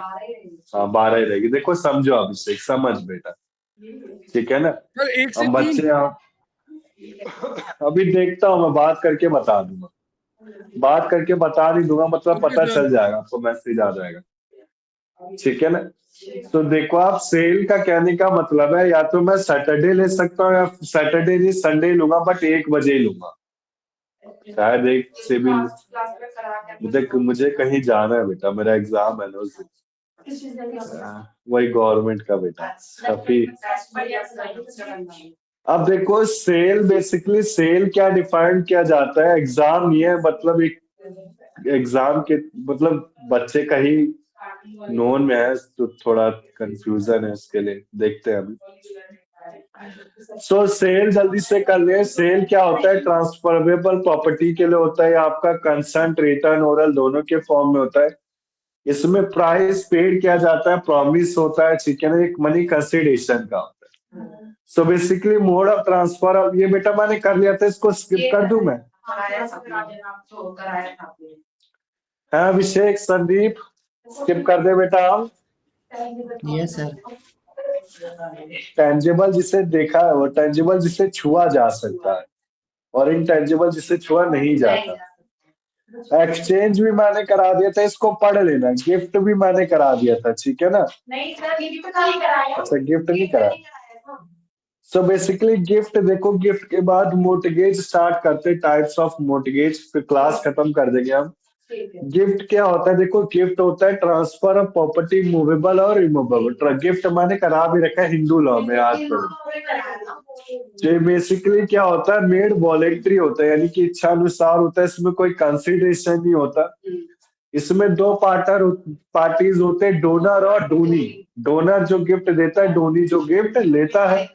अब यह एक्सेप्टेंस मेड कब होता है? लाइफ टाइम ऑफ डोनर होता है, जब कैपेबल होता है गिविंग। अगर डोनी पहले ही मर गया तो गिफ्ट क्या होगा? आपका वर्ड होगा। इसमें ट्रांसफर ऑफ ओनरशिप आता है। गिफ्ट आपका क्या होना चाहिए? सर्टेन एग्जिस्टिंग मूवेबल और रिमूवेबल प्रॉपर्टी का होना चाहिए।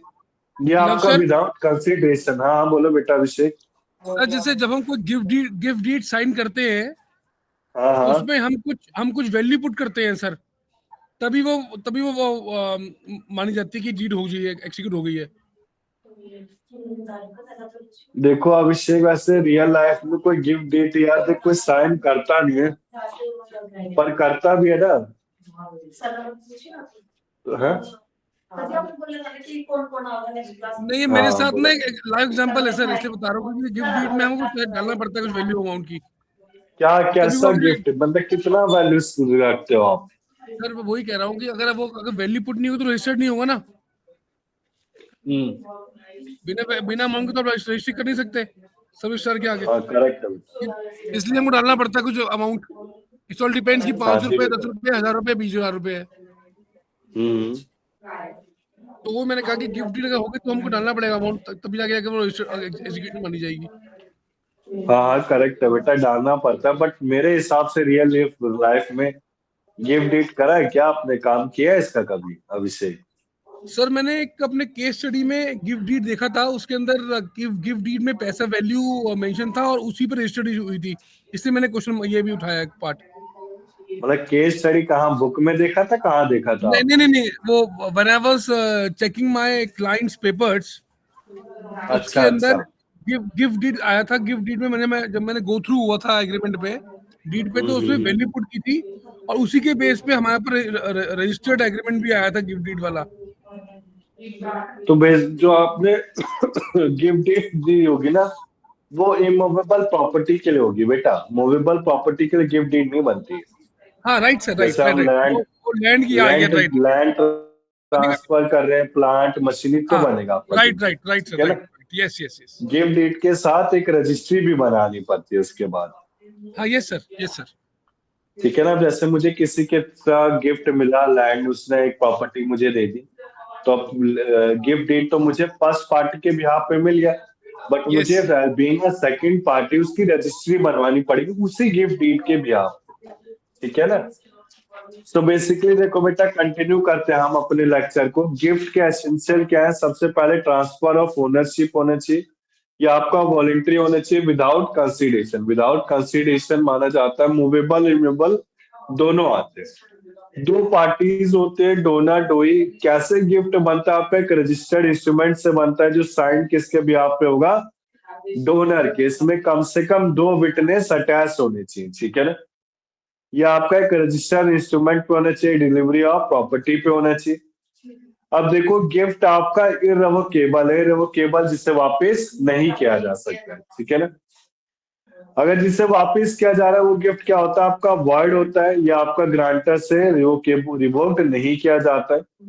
कंडीशनल गिफ्ट आपका वैलिड है, गिफ्ट फॉर फ्यूचर प्रॉपर्टी आपका वॉइड है। ऑनरस गिफ्ट क्या होता है? ऑनरस गिफ्ट हमें पढ़ेंगे बेटा,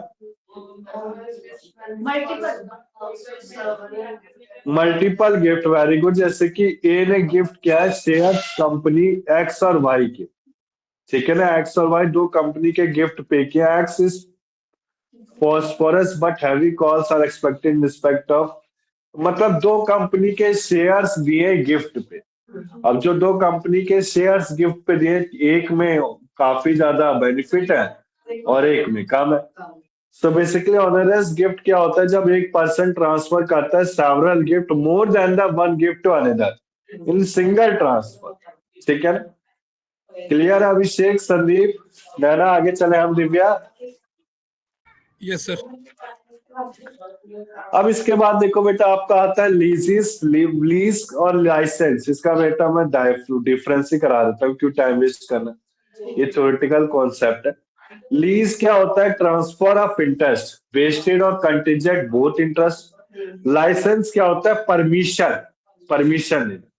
ये दोनों आपके ट्रांसफरेबल हेरिटेबल है, आपका ट्रांसफरेबल हेरिटेबल नहीं है। इसमें आपका इम्प्रूवमेंट क्या एंटाइटल है, इसमें कोई एंटाइटलमेंट नहीं।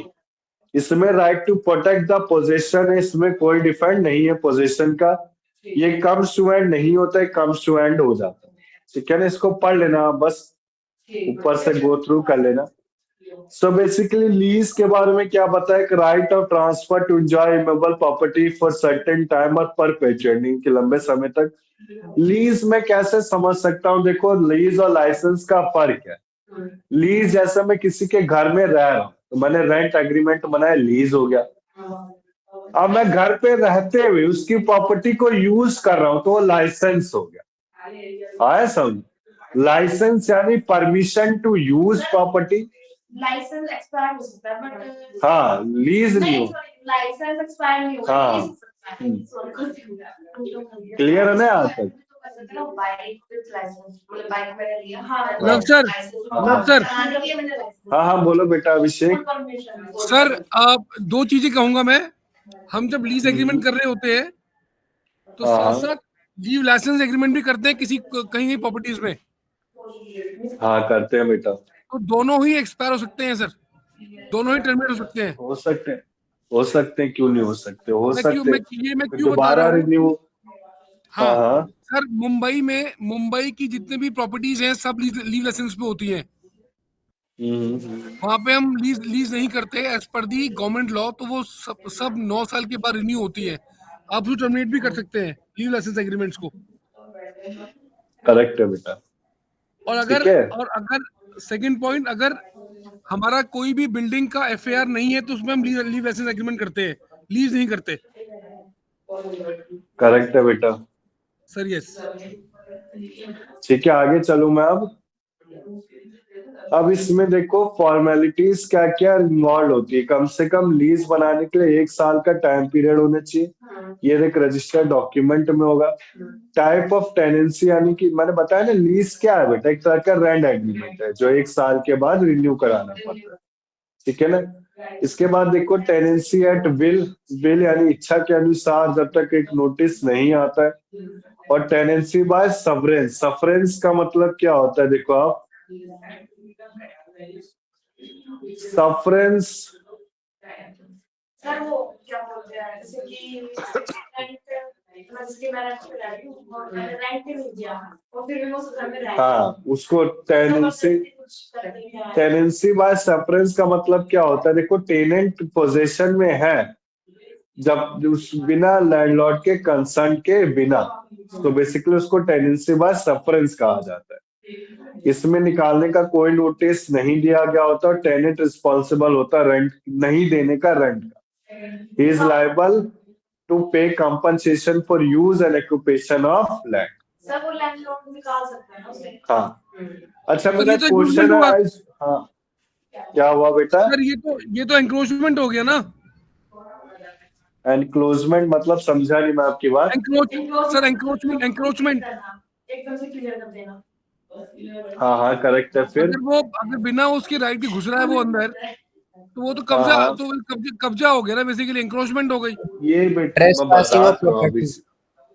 हाँ, हाँ संदीप। Trespassing of property. बेटा अभी देखो अभिषेक, संदीप ये आपका थ्योरेटिकल कॉन्सेप्ट है, इसमें बस ऊपर से पढ़ लो। कुछ चीजें अच्छा। लॉ में हमें चीजें पढ़नी होती है जो थ्योरी कॉन्सेप्ट है। ठीक है ना। अब जैसे ट्रेसपास कर रहा है तो इसे ये कॉन्सेप्ट दिया गया। अब इस कॉन्सेप्ट में ये तो नहीं बताया ना कि लैंडलॉर्ड के पास क्या राइट है। लैंडलॉर्ड तो कोर्ट केस करेगा ना, करेगा। देखो मैं बताऊं, देखो जैसे अगर कोई प्रॉपर्टी में आपके रह रहा है तो फाइनल कोर्ट क्या डिसीजन देता है कि आप प्रॉपर्टी को सेल कर दो। मेरे एक रिश्तेदार के साथ हुआ तो उन्होंने एक प्रॉपर्टी अपनी जो दे रखी थी टीनन में, वो कुछ बेटा बुरा मत मानना अगर कोई हो इधर बिहारी, तो कुछ बिहारियों को दिया था तो बिहारी घर छोड़ नहीं रहे थे। तो 10 साल मतलब 10 साल तक घर छोड़ा नहीं था। तो उन्होंने क्या करा, मेरे रिश्तेदार में एक लेडी थी, उन्होंने, वो हमारी भाभी तौर पे लगते, तो उन भाभी ने क्या करा, उस प्रॉपर्टी को सेल करना पड़ा आखिरी में थक हार के। उसका रीजन क्या बेटा, कोर्ट के पास जाओ, फिर वो डेट पे डेट करना, बंदा परेशान हुआ। और फाइनल में कोर्ट भी आखिरी में कहता है कि कोर्ट सेल ही कर दो प्रॉपर्टी को। ऐसे डाइवर्स के भी केसेस होते हैं तो आखिरी में सब म्यूचुअली होता है। ठीक है ना, एक तरफा माना नहीं जाता, बट आखिरी में सबको म्यूचुअली डिसाइड करना पड़ता। सो इस केस में भी सेम है अभिषेक। ठीक है ना। तो मेरे कहने का मतलब है कॉन्सेप्ट दिया गया कि टेनेंसी बाय सफरेंस है। अब इसमें राइट तो उसने लिखे नहीं, राइट तो हमारे पास है ना, हम उस प्रॉपर्टी को सेल कर देंगे। ठीक है ना, हमारी प्रॉपर्टी। चले बेटा आ गया। बताओ अभिषेक, संदीप, चले हम? चले सर। Yes sir. अच्छा अभिषेक, संदीप, मेरा एक डाउट अराइज हो रहा है, मैं पूछ सकता हूँ बेटा आपसे? वेलकम सर, प्लीज पूछिए सर। जी सर। कि लाइसेंस कितने समय तक होता है? कुछ पीरियड स्पेसिफाई होगा? अभी इजमेंट एक्ट में पढ़ेंगे, अभी सर नहीं पढ़ाऊंगा मैं इसका इजमेंट। 15 साल के लिए हाँ, वैलिड हाँ, आई थिंक। तो काफी हद तक पॉसिबल आ गए हो, नियर आ गए हो, पर एक्यूरेट आंसर इसका 15 to 20 लाइसेंस के एक नियर तरह का अबाउट इस, हाँ, रहता है, उसके बाद 20 रिन्यू कराना पड़ता है। 20 ईयर्स 20 है सर। ईजमेंट एक तरह का लाइसेंस ही है। लाइसेंस में क्या एक रजिस्ट्रेशन होता है, सब कुछ होता है, बट ईजमेंट क्या, कोई रजिस्ट्रेशन ये कुछ नहीं है, बट एक तरह का ईजमेंट ही लाइसेंस है। ठीक है ना। हाँ, 20 साल का लाइसेंस। अब मुझे भी अपना लाइसेंस मैं दिखा देता हूँ, एक मिनट मैं देख लेता हूँ मेरा क्या बनता है। 20 साल तक का होता है लाइसेंस। ठीक है। बताओ अभिषेक, दिव्या, नैना, संदीप, क्लियर है? सर आई बिलीव ये वेरी सर, ये वेरी करता है सर प्रोडक्ट टू प्रोडक्ट। क्या बेटा? लाइसेंस अगर आप बनवा रहे हैं गाड़ी का वो अलग होगा, लाइसेंस कुछ और पर कंपनी का अलग नॉर्मल होगा। वो 20 इयर्स का ही होता है। देखो मैंने भी लाइसेंस 2017 में बनाया था, 2037। सो लाइसेंस कितना होता है? 20 इयर्स। नहीं सर, हम लोग बात कर रहे हैं जो प्रॉपर्टी मूवेबल है। जो प्रॉपर्टी इमूवेबल है हाँ। उसका तो डिपेंड करता है ना, प्रॉपर्टी कितने साल की लीज कर रहे हो तो लाइसेंस कितने का बनेगा। नॉर्मल 20 इयर्स है बेटा, ठीक है ना, उसको रिन्यू कराना पड़ेगा जिससे वो डिपेंड नहीं, नॉर्मली 20 इयर्स के बाद रिन्यू करा सकते हैं बेटा, पर हम 20 इयर्स ही मांगते हैं, वो तो 20 साल ही है। ठीक है ना। और जैसे आप अभिषेक, आपका क्वेश्चन हो रहा है अगर इमूवेबल प्रॉपर्टी है तो चॉइस पे होता है? गन का सीधा गन होती है। नहीं, गन का कुछ नहीं होता है। क्या होता है सर, लाइसेंस सर लाइसेंस तो होगा इनका सर। इमूवेबल प्रॉपर्टी का मुझे कितना लाइसेंस होता है एक बार देखना, गूगल करना, एक बार चेक कर लेते हैं अभी। इमूवेबल एक बार चेक करो अभिषेक आप गूगल में, सर, मैं कितना आपको बता होता रहा है। हूँ लव हाँ सर, अगर हम लोग हाँ, किसी बोलो बेटा। प्रॉपर्टी को लीव लाइसेंस ले रहे हैं प्रॉपर्टी पे, हम्म। तो वेरी करता है वो हाँ 5 साल बोलो है, बेटा। 6 साल है, 9 साल है, क्या साल है। हाँ करेक्ट है। नहीं, मैं इसलिए कह रहा हूँ अगर हम किसी प्रॉपर्टी को लीज लेते हैं तो जैसे मैंने पहले भी कहा था कि इसमें हम करते हैं लीव एंड लाइसेंस एग्रीमेंट। कुछ नहीं है, चलो कोई नहीं। हाँ अभिषेक सही कह रहे हो, सही कह रहे हो बेटा, आगे चलो बेटा, मैं आगे कंटिन्यू चलो करा सर, दूं। चलो। अभिषेक कह रहे कि इमूवेबल प्रॉपर्टी का लाइसेंस कितना होता है, उनका ही क्वेश्चन है, कितना होता है आप बताओ आप सब। मेरे हिसाब से तो बेटा वो चॉइस पे होता है, जैसे 5 ईयर, जैसे अभी अभिषेक कह रहे 5, 7, 8, वैसे 20 इयर्स है जो ईजमेंट एक्ट कहते हैं 1882, वो लाइसेंस के लिए 20 इयर्स है मैक्सिमम पीरियड ऑफ टाइम। ठीक है अभिषेक, चले बेटा आगे हम चले सर, चलिए। सॉरी बेटा इस चीज के लिए, बट एक बार हम फिर से इसको पढ़ लेंगे, मैं नेक्स्ट क्लास में क्लियर कर दूंगा, ठीक है। ठीक है अभिषेक। पर मैक्सिमम 20 इयर्स का होता है। अब देखो लाइफ कम्स टू एंड कब होता है? जब टाइम का बीतना होता है, लैप्स ऑफ टाइम, या कोई स्पेशल इवेंट होता है, किसी की डेथ हो जाती है तो लाइसेंस खत्म हो जाता है। इसमें 3 केस पता है, मर्जर हो रहा है, सरेंडर हो रहा है, फोर फीचर क्या होता है? जब ब्रीच ऑफ कॉन्ट्रैक्ट होता है तो जो प्रॉपर्टी उसको सीज कर लिया जाता है। फोर फीचर मतलब होता है सीज करना। सरेंडर कर दिया, लीज खत्म हो गया तो सरेंडर हो गया। मर्जर जब मिल गया तो उस समय भी आपका लाइसेंस खत्म हो गया, लीज खत्म हो गया। सो ड्यूटीज ऑफ लेसर और लीज आप पढ़ सकते हो, राइट, मैं इसको स्किप कर रहा हूँ बेटा, ठीक है। ऑक्शनेबल क्लेम, देखो ऑक्शनेबल क्लेम क्या होता है? बेसिकली क्लेम टू एनी डेब्ट अदर देन द डेब्ट सिक्योर्ड बाय। जो देखो ऑक्शनेबल क्लेम में क्या आता है, एग्जांपल ऑफ ऑक्शनेबल क्लेम यहाँ पढ़ लेता हूँ। अब जैसे मैं किसी के यहाँ सैलरी में काम कर रहा हूँ, किसी सैलरी, तो मेरा एक क्लेम, एक एक्शनेबल क्लेम जो मैं कोर्ट के पास जाके क्लेम को एक्वायर कर सकता हूँ। क्या कर सकता हूँ? सबसे पहले प्रोविडेंट फंड। सो बेटा आप सब वर्किंग है, पीएफ तो सबके पास आता होगा, अभिषेक, संदीप, पीएफ की नॉलेज तो होगी ना बेटा आप सबको? Yes sir. ठीक है ना। Money due under the insurance policy, मैं इंश्योरेंस पॉलिसी मैंने ले रखी है, तो सम एश्योर्ड, टैक्सेशन लॉ में हम पढ़ते हैं, सम एश्योर्ड का क्या होता है? 20%, ठीक है ना।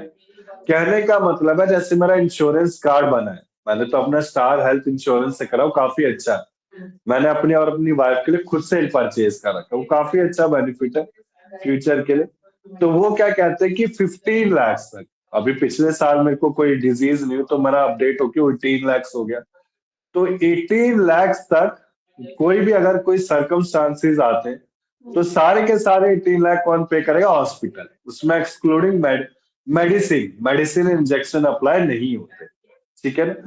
तो जो भी मनी ड्यू रहेगा इंश्योरेंस पॉलिसी का, वो क्या एक्शनेबल क्लेम, अगर मैं being and taking an insurance, मेरा अगर एजेंट, इंश्योरेंस एजेंट उस क्लेम को रिफंड नहीं करा रहा है, तो बेसिकली मैं क्या कर सकता हूँ, अपना ऑक्शनेबल क्लेम डाल सकता हूँ, ठीक है ना।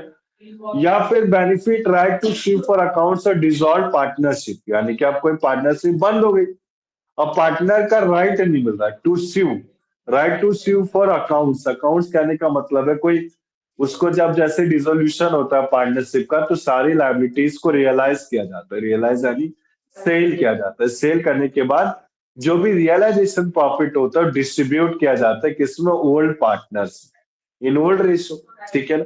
सो जो पार्टनर में प्रॉफिट अगर डिस्ट्रीब्यूट या लॉस नहीं होता है, ज्यादातर प्रॉफिट ही होता है, प्रॉफिट डिस्ट्रीब्यूट नहीं किया जा रहा, तो एक ऑक्शनेबल क्लेम है किसके लिए, पार्टनर के। क्लियर अभिषेक, संदीप, रहना ऑक्शनेबल क्लेम आया बेटा समझ में, आगे चलूं मैं। Yes sir. Yes sir. जी सर। ठीक है ना। फिर बेटा देखो last concept of this property law is क्या, आपका मोर्टगेज। मोर्टगेज कोई बताएगा, मोर्टगेज अभिषेक क्या होता है, किसी को आइडिया मोर्टगेज के बारे में बेटा? गिरवी रखना। गिरवी रखना। तो बेसिकली मेरे को अपने लोन को वापस पे करना है, रिफंड रिपेड करना है, तो मैं कुछ प्रॉपर्टी मोर्टगेज करता हूँ। जो मैंने प्रॉपर्टी मोर्टगेज की है, ठीक है ना, वो आपकी बेसिकली क्या होती है, मोर्टगेज के अंडर आती है, ठीक है ना। इसमें दो पर्सन होते हैं, एक मोर्टगेगर और मोर्टगी। मोर्टगेगर कौन होता है, जो ट्रांसफरर होता है, और मोर्टगी कौन होता है, ट्रांसफरी होता है। अब ये किस जो इंस्ट्रूमेंट जिसमें बनता है उसको एक मोर्टगेज डीड बोला जाता है, ठीक है ना। अब इसके एसेंशियल क्या है, तो ट्रांसफर ऑफ इंटरेस्ट होगा, एम ऑफ प्रॉपर्टी को स्पेशली मेंशन किया जाएगा, और पेमेंट ऑफ लोन होगा, ठीक है। अब देखो इसमें टोटल कितने मोर्टगेज आते हैं, 6 आते हैं। कितने आते हैं, 6। सबसे पहला आता है सिंपल मोर्टगेज। ओनरशिप पोजीशन किसके पास आएगी, मोर्टगेगर के पास आएगी। मोर्टगेगर रिपे कर सकता है डेब्ट को, मोर्टगी के पास राइट है, कोई डिफॉल्ट होगा तो प्रॉपर्टी को सेल करेगा। मोर्टगी प्रॉपर्टी को सेल कर सकता है कोर्ट के कंसर्न के बाद। राइट ऑफ फोरक्लोजर, फोरक्लोजर कहने का मतलब है, माइक म्यूट कर लो बेटा, किसी का चल रहा है, संदीप शायद आपका। राइट ऑफ फोरक्लोजर का मतलब कोई समझाएगा मुझे? प्रॉपर्टी को सेल करने के बाद वो फिर से क्या,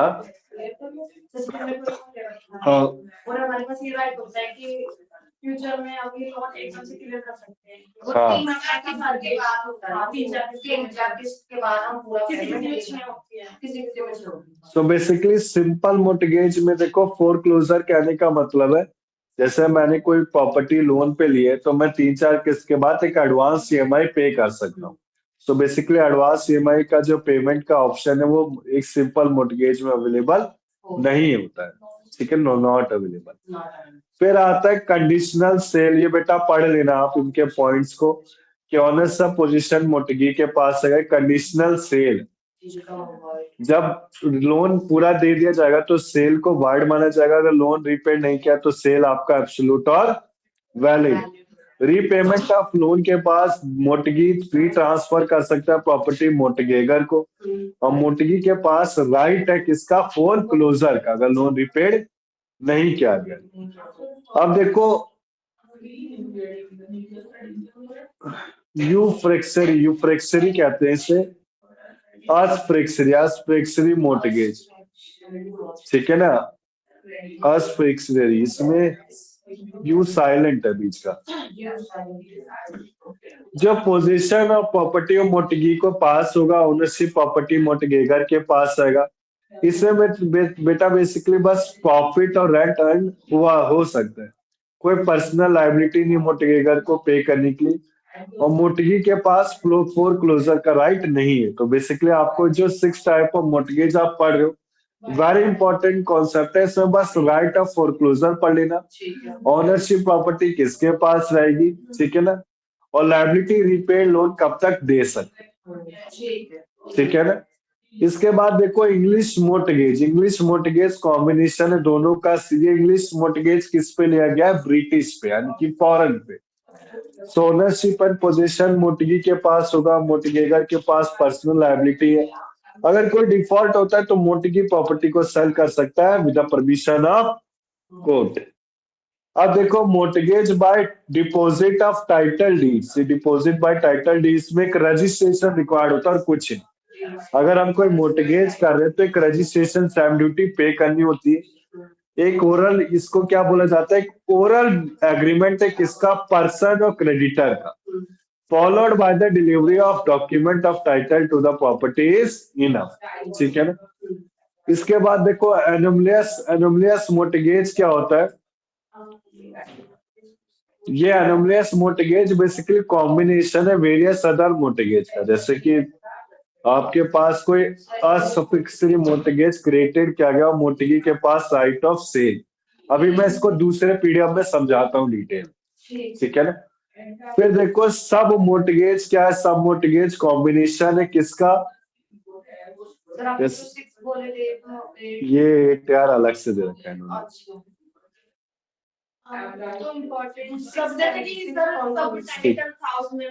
हाँ, सब टाइटल में एक ओरल एग्रीमेंट था और रजिस्ट्रेशन था। हाँ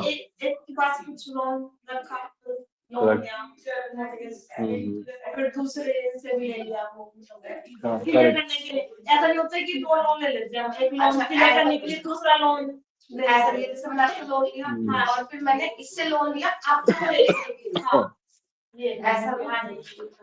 फिर देखो लास्ट आता है, जैसे कि सब मोर्टगेज हमें निकिता शिवानी ने अच्छे से समझाया कि जैसे मैंने एक पर्सन से लोन लिया, अब उसी पर्सन, जिस पर्सन से लोन लिया मैंने, उसी पर्सन के लोन को किसी और पर्सन को वापस दे दिया। ठीक है ना। फिर लास्ट आता है पोजनी मोर्टगेज। इसमें क्या होता है, जैसे मान लाइक इसमें having mortgage to secure for another, वही सेम है बेटा, सब मोर्टगेज का ही पार्ट है। जब मोर्टगेगर क्या करता है, मोर्टगेज करता है अपनी प्रॉपर्टी को, तो मोर्टगेज करता है किसी अनदर पर्सन को टू सिक्योर अनदर लोन को सिक्योर करने के लिए। ठीक है। इसके बाद देखो बेटा इसका एक डिफरेंस है क्या, मोर्टगेज और चार्ज, ये आप पढ़ लेना, मैं पढ़ा देता हूं। ऐसे मोर्टगेज किससे किया जाता है, एक्ट ऑफ पार्टी से, charge act of parties operation of law से। मोर्टगेज आपका रजिस्टर अटेस्ट है टू विटनेस से, आपका राइटिंग में नहीं है। मोर्टगेज आपका ट्रांसफर ऑफ इंटरेस्ट होता है, प्रॉपर्टी सिक्योरिटी ऑफ लोन का, सिक्योरिटी ऑफ लोन के लिए नहीं होता है। ठीक है ना। इसके बाद देखो बेटे सेकंड पीडीएफ आप देख रहे हो, ये भी काफी हेल्पफुल रहेगा, क्योंकि मैंने पिछला जो सेशन था, मैं बच्चे कुछ सोचते कि सर हर सेशन में एक ही पीडीएफ से पढ़ाते, तो ऐसा कुछ नहीं है। मैं हर साल चीजें कंटेंट चेंज कर देता हूँ। पिछली बार मैंने सिविल क्रिमिनल प्रोसीजर किसी और से पढ़ा है, इस साल आपको और अच्छे तरीके से पढ़ाऊंगा। ठीक है ना। तो पिछले क्लास में हमने पिछले साल जो अभी एलएलबी थर्ड ईयर में, उनको मैंने ट्रांसफर प्रॉपर्टी इससे पढ़ाया था। ठीक है ना। आपके लिए मैं नया बोला है। ठीक है ना। तो सेम लास्ट वाली क्लास में वो अभिषेक सर ने क्वेश्चन पूछा था क्या, लीज और मोर्टगेज में डिफरेंस। अच्छा हाँ अभिषेक, आपने पिछली क्लास में क्वेश्चन पूछा था लीज और मोर्टगेज में क्या डिफरेंस होता है। सर लीज में ये डिफरेंट है कि लीज आपका गिरवी, प्रॉपर्टी गिरवी नहीं होती, वो लीज पे होती है। मॉर्गेज ऑब्वियसली आप कोई प्रॉपर्टी गिरवी रख के आप लोन ले रहे हो। करेक्ट है। अभिषेक ने डाउट सॉल्व कर दिया इसका। अभिषेक क्या कह रहे हैं कि अगर प्रॉपर्टी मैंने कोई गिरवी रखा है, ठीक है ना, गिरवी रखा के लोन को रीपे कर रहा हूँ, तो मोर्टगेज होता है, बट ऐसा लीज में कुछ नहीं होता। ठीक है ना। सर इसमें एक बात, लव सर इसमें एक पॉइंट और है कि अगर बेटा बोलो, अगर प्रॉपर्टी मॉर्गेज होती है तो, और हम लोग लीज डीड साइन कर भी रहे होते हैं, तो हम लोग लेते हैं नॉन इनकमबेंस सर्टिफिकेट बैंक से। हाँ करेक्ट है। फॉर एग्जांपल जैसे मैं ब्रांड हूँ और आप एक लैंडलॉर्ड हो, आपकी प्रॉपर्टी अगर मॉर्गेज हो रखी है और आपने प्रॉपर्टी देनी है रेंट पे मुझे ब्रांड को, तो हम लोग जिससे आपने प्रॉपर्टी मॉर्गेज करी है उस बैंक से हम लोग लेते हैं नॉन इनकम्बेंस सर्टिफिकेट। इसका मतलब ये होता है कि बैंक को रेंट आपको किराया ना देके बैंक को किराया जाएगा। इसका मतलब ये भी होता है। वो नो ऑब्जेक्शन सर्टिफिकेट होगा ना अभिषेक? नो नो नो, नहीं नहीं नहीं, वो no objection is non encumbrance. Okay, no dues no अलग होता है, नॉन इनकम्बरेंस अलग होता है। आपका प्रॉपर्टी एनकम्बरेंस फ्री है तो में काउंट हो जाता है। इसका मतलब मैं जो किराया दूंगा वो बैंक को दूंगा, आपको नहीं दूंगा। इसमें आपको कोई ऑब्जेक्शन नहीं है। वो प्योरिटी था जो अभी ब्लैक ब्लैक वाला ऊपर से लेस का पेज पे, हाँ लेस नंबर 23 सर ये क्या है? दो पीडीएफ मर्ज है ना? हाँ नीचे वाले और ये ब्लैक हाँ ब्लैक, ये ब्लैक एंड हाँ बेयर एक्ट है। ब्लैक एंड व्हाइट जो ये नोट्स दिख रहे हैं बेटा, ये पूरा बेयर एक्ट है। तो मैं कंबाइन करके चलता हूँ ना, आपकी इच्छा, आप किससे पढ़ना चाहो। अगर आपको कोई नई चीज मिलती है, क्योंकि बेटा आप बड़े बच्चे छोटे तो हो नहीं किंडरगार्टन के, अगर मैं पढ़ाऊं भी ना एक क्लास दे दूं तो भी आप कर सकते हो कुछ, ठीक है ना। ठीक है, अब इस साल जो LLB फर्स्ट ईयर है उसमें तो मैं लीगल लैंग्वेज भी समझाऊंगा उन्हें। हाँ, लीगल लैंग्वेज के काफी अच्छे नोट्स मैंने खुद से बनाए कि बच्चों को दिक्कत ना हो, क्योंकि फर्स्ट ईयर ही बेटा स्कोरिंग होती है। फर्स्ट ईयर लालच के तौर पे, सेकंड थर्ड ईयर में पता चलता है क्या है LLB, ठीक है ना। तो अब हमने काइंड्स देखना अभिषेक एक बार लेना आप, ये हमने कर लिया। इसके बाद बेटा देखो आपके जो नोट्स प्रोवाइड है आज की क्लास में, एक मिनट लास्ट के नोट्स, इसमें बेटा काइंड्स ऑफ मोर्टगेज है। टाइप्स ऑफ मोर्टगेज को डिटेल में समझा है, तो ये आप खुद से कर सकते हो बेटा सेक्शन वाइज। बताओ Abhishek, Sandeep. Yes sir. Okay sir, कर लोगे ना बेटा? सर नहीं समझ नेक्स्ट आएगा तो क्लास, नेक्स्ट में क्वेरी कर लेंगे। हाँ हाँ पक्का पक्का बेटा पक्का, ओके ठीक है ना। तो अभी मैं क्लास एंड नहीं कर रहा, ये देखो मैंने 6 है टोटल 6 ही होते, ठीक है। वो एडिशनल है, सब मोर्टगेज का ही पार्ट है। कर लो कोई यार भाई, कर ही लो। आप ही ने कहा था कि मुस्लिम लॉ में सर सेक्शन ही भर दिए थे, अब मैं क्या बोलूं। अब मेरे को क्या पता है क्या दे दे वो तो भाई देख। अब बेटा देख, मैं 8 समझो मैं कितने सब्जेक्ट पढ़ा रहा हूँ, 8 सब्जेक्ट पढ़ा रहा हूँ। अब यार देख, मैं कोई उधर पेपर तो बना नहीं रहा, कम से कम 6 पेपर मेरे पढ़ाई से तो है। अब 1-2 अलग आ गया तो टीचर क्या करेगा, टीचर की क्या गलती। फिर टीचर तो देख नॉलेज दे रहा है ना। फिर अब देखना हाँ बोला ना, बोला मुस्लिम लॉ का बोला है मैंने। अच्छा बेटा, आपके पास कोई MCQ पैटर्न है अच्छा सा, किसी का हो क्वेश्चन का? मैं मांग रहा हूँ, मंगवा रखे है ना मैंने। हाँ 3 ईयर के लिए, 3 हाँ। नहीं जैसे मैं करा रहा हूँ ना ये नोट्स। अब देखो नेक्स्ट क्लास में हमें क्या करना है अभिषेक, संदीप, नैना, ईजमेंट एक्ट करेंगे। ये जो ईजमेंट एक्ट है, ये नोट्स पूरा बेयर एक्ट है। कि ईजमेंट एक्ट बहुत इजी है, तो मैं नेक्स्ट क्लास में पेपर बुक 2 कंप्लीट। क्लियर अभिषेक, संदीप? सर इसकी PDF का है, PDF तो आई नहीं ईजमेंट की। आगे हाँ पक्का, आधा घंटा पक्का। बताओ अभिषेक, कुछ कह रहे थे बेटा, सुना नहीं मैंने। नहीं सर, वो ईजमेंट के नोट्स मिल गए नोट्स मिल गए ना। इसी में बेटा, सब इसमें पुराने नोट्स में नीचे जाओगे ना। देख यार, ये तो मैंने थोड़े, देख यार आप भी बच्चे तो थोड़ा मैं स्क्रीनशॉट जोड़ देता हूँ कि बच्चे को थोड़ा फल्ले पचा है, ठीक है कंफ्यूजन ना हो, ठीक है ना। मैं आपके लिए सब करता हूँ, मैं ये नहीं कि कॉपी पेस्ट कर रहा हूँ कहीं से। अगर देख मेरा कॉपी पेस्ट भी हेल्प कर रहा है तो क्या बुराई है, यू वेरी नाइस। सही बात है ना। मैं नहीं, यही था। अब देखो आज की क्लास, हम अभी रुको 2 मिनट। आज की क्लास जो आपकी हमारी इतनी रहेगी, ठीक है ना। तो नेक्स्ट क्लास में मैं आपको सिविल प्रोसीजर कोड कराऊं कि क्रिमिनल प्रोसीजर कोड, पहले ये बताओ मुझे। ईजमेंट मैं 1 घंटे में खत्म करा दूंगा बेटा, ईजमेंट 1 घंटे का ही। बताओ बेटा एक बार। CRPC अभिषेक, मेरा मन है सिविल प्रोसीजर, क्योंकि बीइंग एन एडवोकेट आपको पता होना चाहिए आपको अपीयर कैसे होना है, क्या एप्लीकेशन होती है, क्या एफिडेविट होता है, ठीक है ना। डिफरेंट हाँ तो वही कराऊंगा बेटा मैं। नेक्स्ट क्लास में हम स्टार्ट करेंगे सिविल प्रोसीजर कोड, फिर उसके बाद स्टार्ट कराऊंगा मैं क्रिमिनल प्रोसीजर कोड। ओके ठीक है ना? सो बेटा देखो आपका डाउट था कि सर सेकंड वो सैटरडे आप क्लास देखो, सैटरडे देख टू बी ऑनेस्ट कहूँ मैं फरवरी तक बिल्कुल फ्री नहीं रहा, मैं झूठ क्यों बोलूं, मैं फरवरी तक आपको जितना करा रहा हूँ, जैसे मार्च और अप्रैल में मैं कोशिश करूंगा, पूरी पूरी पूरी कोशिश है कि मैं सेकंड ईयर को खास करके सैटरडे क्लास दे सकूं। क्यों? जब टैक्सेशन लॉ आएगा, इंटरप्रिटेशन ऑफ स्टैट्यूट्स आएगा और लॉ ऑफ एविडेंस आएगा। ठीक है ना? तो बेसिकली देखो आप, हम क्या स्टार्ट करेंगे बेटा आपका जो, क्योंकि इसमें जो चाइल्ड केयर प्रोटेक्शन है ना क्रिमिनल प्रोसीजर में, जुवेनाइल जस्टिस का, ठीक है ना? तो नेक्स्ट क्लास में हम क्या स्टार्ट करेंगे, पेन देना बेटा, हम नेक्स्ट क्लास में स्टार्ट करेंगे सिविल प्रोसीजर को। कोई डाउट है इसमें?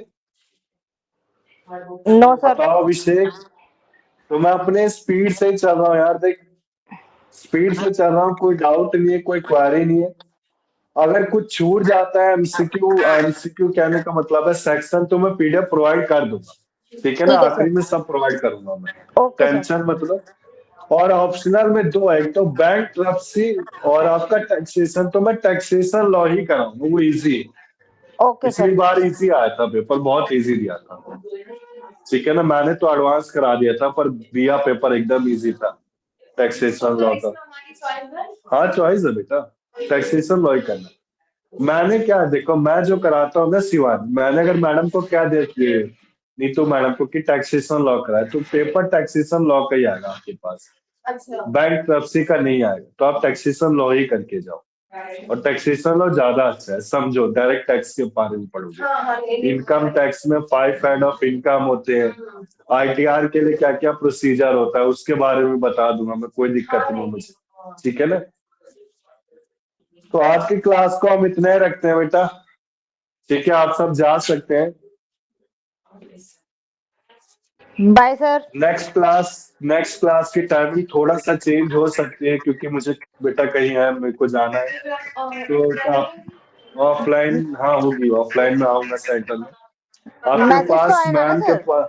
हाँ हाँ आ जाएगा, मैम के थ्रू मैसेज आ जाएगा। Okay sir. ठीक है? ठीक है बेटा, आप सब जा सकते हो। Okay sir. Bye sir. Bye thank all you of bye you. चलो सर। बाय बेटा, बाय। बाय बेटा बाय। शुरू करवाओगे ना तो उसके नोट्स पहले हाँ पहले भिजवा, थर्ड नोट पहले, तो हर बार तो भिजवाए, कभी उस दिन आए क्या नोट, पहले ही आ जाते। ठीक है, आज की क्लास इतनी है। अभिषेक जा सकते हो आप।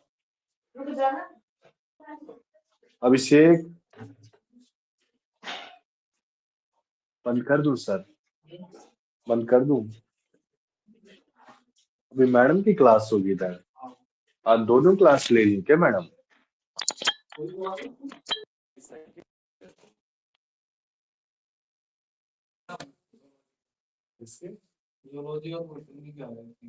अच्छा, मैडम साइंस के टीचर है।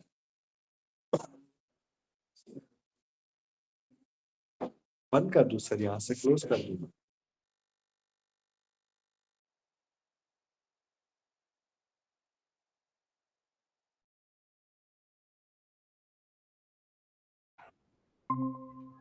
Yeah, he's